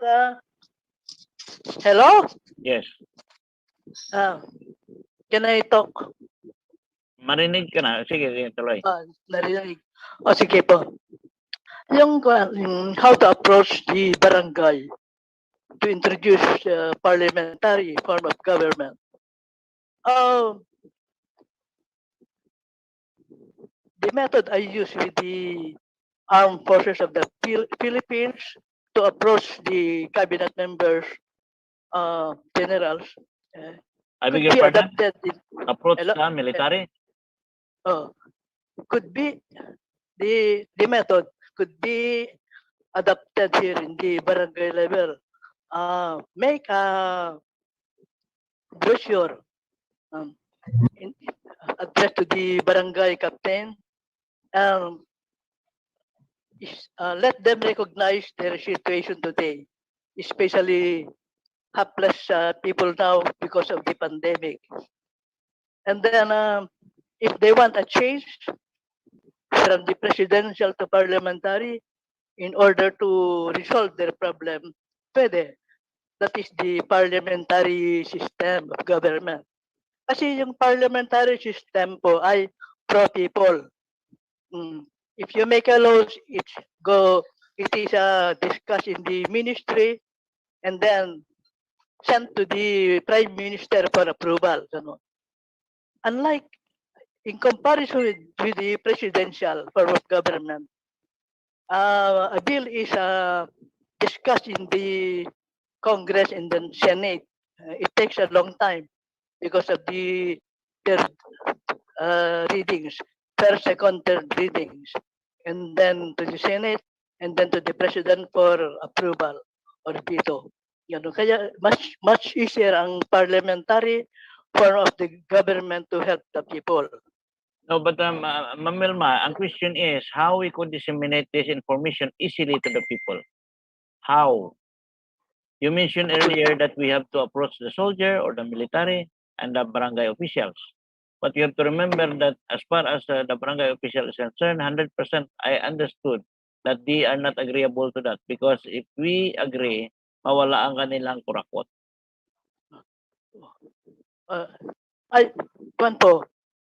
There should be what is that? Seminar in barangays. Ulit? There should be a seminar in barangays. Seminar? Sino kausap natin? Because in the first place, you have to go to the barangay captain if you want to call for a group meeting.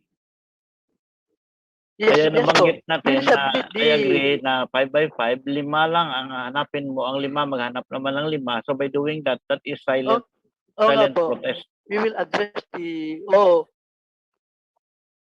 Kasi kung pumunta ka ng barangay, kaya sabihin mo, pwede na magamit ang barangay hall. to the barangay Walang barangay captain mag-allow sa'yo gamitin ng barangay hall. stating Nasubukan ko na yan. the issue and the solution po.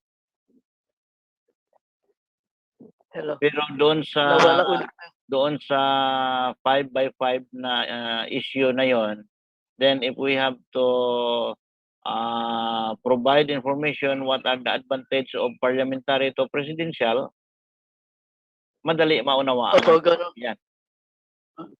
Ganun nga po. So for We the have time to- being, Facebook muna gamitin natin. Then next week, pag na finalize na namin ang mga bagay-bagay, lilipat tayo sa ibang bagay. Pero sa ngayon, ang pinakamadali gamitin ay Facebook. Doon natin mapakinggan kung ano reaksyon ng mga tao. Mr. Speaker. Opo. Gagawa lang po ng explanation po. Okay. Mr. Speaker. Ganun lang po. Yes, you are recognized, Professor Hill. Well, together with the 5 by 5 process of expanding our reach to all the people, in 12 layers of that, if we do that diligently and our effort is really intense, we will reach about 60 million people in 12 layers of the 5 by 5 recruitment. You can easily compute that in your own way. 5 by 5 recruits another 5 by 5 in 12 layers of that 5 by 5 expansion. You will get 60 million people. Okay, Not can only that- you, Professor Hill, can you give that information to me? What are the context of those information we want to share to the public? Yeah, Summarize. only I am giving you only one thing, that is statement that I said. The answer to systemic corruption is systemic vigilance through a parliamentary question hour. Translate that into Tagalog, into Ilocano, and that is what we send to them. But another way to do that with the 5 by 5 expansion is to send to you 5 cell phone numbers that you have in your contact list. And then you talk to these 5 owners of the cell phone numbers to send another 5 numbers each to Mr. Speaker, to Bienvenido Lorque's account. And Mr. Speaker will collect all of these numbers that you're sending and collect them into a compilation of names and cell phone numbers, which we can send messages to, which are 164 characters each, that they can also disseminate regarding the parliamentary system. We will develop different messages, short messages to be able to spread all throughout the country, provocative messages that will enhance a response, that will evoke a response from the people. The first message I am saying is that systemic corruption can be answered by systemic vigilance through a parliamentary question hour system. Okay, Now, yung translate that 160 into Ilocano, Tagalog, into anything, and that's the first text that we send to them, Professor or the Hill, first message we send to them. yung 164 character na yan, please send it to me. Yes, I will do that. And that is what I will be sending to you. And that's the first messages that we will send to all our network. And then to follow up on this, the 5 people you send, you have to talk to them and say that they also do the same thing, send out 5 people to their own network, and so on and so forth. We keep on doing that. And then invite them to attend our Friday, our Saturday meeting here, to be able to get more details about what we are talking about in terms of parliamentary shift. We continue this from now to the presidential election campaign, presidential election period and date of May 2022. And that is one way that we can do this, both a process of communication and a process of collecting and accumulating cell phone numbers to be centered and given to Mr. Speaker, Mr. Bimbere Dulorque, when he will be providing his cell phone numbers in the chat area of this session right now. That's all, Mr. Speaker, that I have to say. Thank you. And anybody could further share ideas? Marcos Caraig, can you share your idea?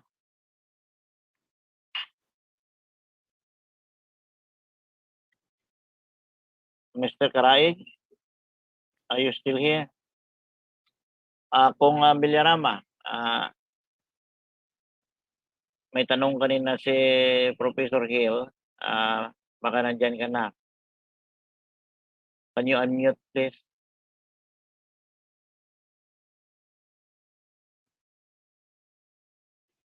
I think he attended another session. Kasi what I am thinking is after this, I have to go to Lunita and I will be handling the mic of the TDP. So I will also disseminate information related to what we are discussing this morning. So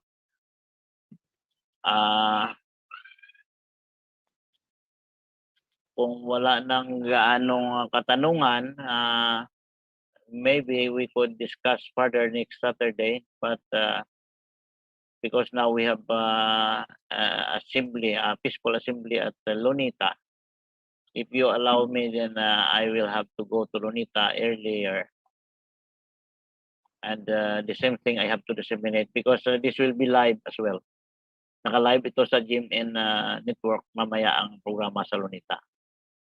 So, I think, Mr. Speaker, because you have that particular engagement, we can end our session 30 minutes early so that you can go to Luneta. Yes. I have already texted the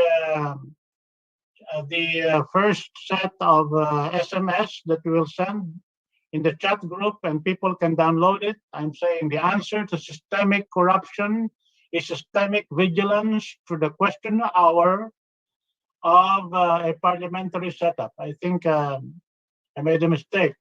Question house. It means question hour. Yeah. I think I will send that to everyone. Okay. In the chat right now, and I will send it to you, everyone in the meeting, and I will check that here. I'm sending that right now. Is systemic vigilance to the question hour of the okay, I am sending it right now, and it will be received by everybody, and you can download it to your own area. Corruption, yeah, well, I am the answer I don't know whether I got it. I sent it to you right now. It's not complete. Messenger ko ba? To the chat group of this area. Okay. It is not complete, maybe. Sabi lang dito is corruption is systemic vigilance through the question hour of a parliamentary setup. Yan lang mabasa ko. Okay, I will send it again. There was something that was cut in my Ang sabi lang dito cut is and paste process. corruption is systemic vigilance through the question hour of parliamentary setup. I sent it again. The answer to systemic corruption is systemic vigilance through the question hour of a parliamentary setup. I sent it again. Okay. So, okay, so everybody can download that and send it to your network of cell numbers or whatever. And then also talk to them about what we are talking about here, so that it can be shared by everybody, and spread all throughout. If we are able to do this, no matter how imperfectly, we can reach out a lot of people by a 5x5 expansion. And we can talk about this in the first hour of our meeting next Saturday and ask everybody if they made the effort to make those connections and what response are they getting from those that they are approaching and discussing this thing, so that we can develop an FAQ system, the frequently asked questions, and a way to answer these questions when they are asked of us in a particular way, so that we can spread the message more clearly. So, Mr. Speaker, it's up to you. You can, I think, cut the session earlier today because of your Luneta engagement, and we can meet again next week, next Saturday. Okay, so now, Mr. Karaeg, do you want to say something? Engineer Perdigon, Queen Salvacion, or Kong Villarama? I think Kong Villarama is on another meeting. If no one can say something, so I declare that the session is adjourned.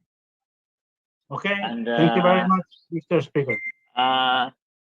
Professor Hill, kung pwede, pero maalis muna ako mamaya na lang, mamayang gabi na lang. But I don't know if we have to We'll stay be in all night, contact. because what I recommend to Captain Ray is if a lot of people will be coming to Lunita, we have to stay at Lunita overnight. Okay. All right. Okay, So, now the everything can be ended now. The session is adjourned, and bye. Okay, bye-bye, everybody. Bye-bye. Alerta katipunan sa bundok, ang tahanan, doon mararanas ang hirap ng katawan. Walang punan, walang walang banig sa pagtulog. Inunan pa ay ang gulok, abanseng katakot-takot.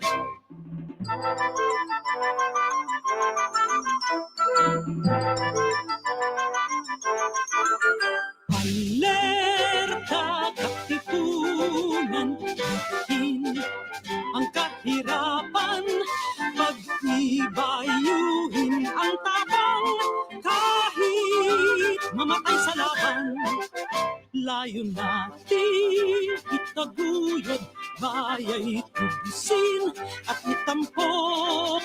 Hayun na tayo'y makipaghamok, abanseng katakot-takot. Alerta katipunan, abanseng katakot-takot.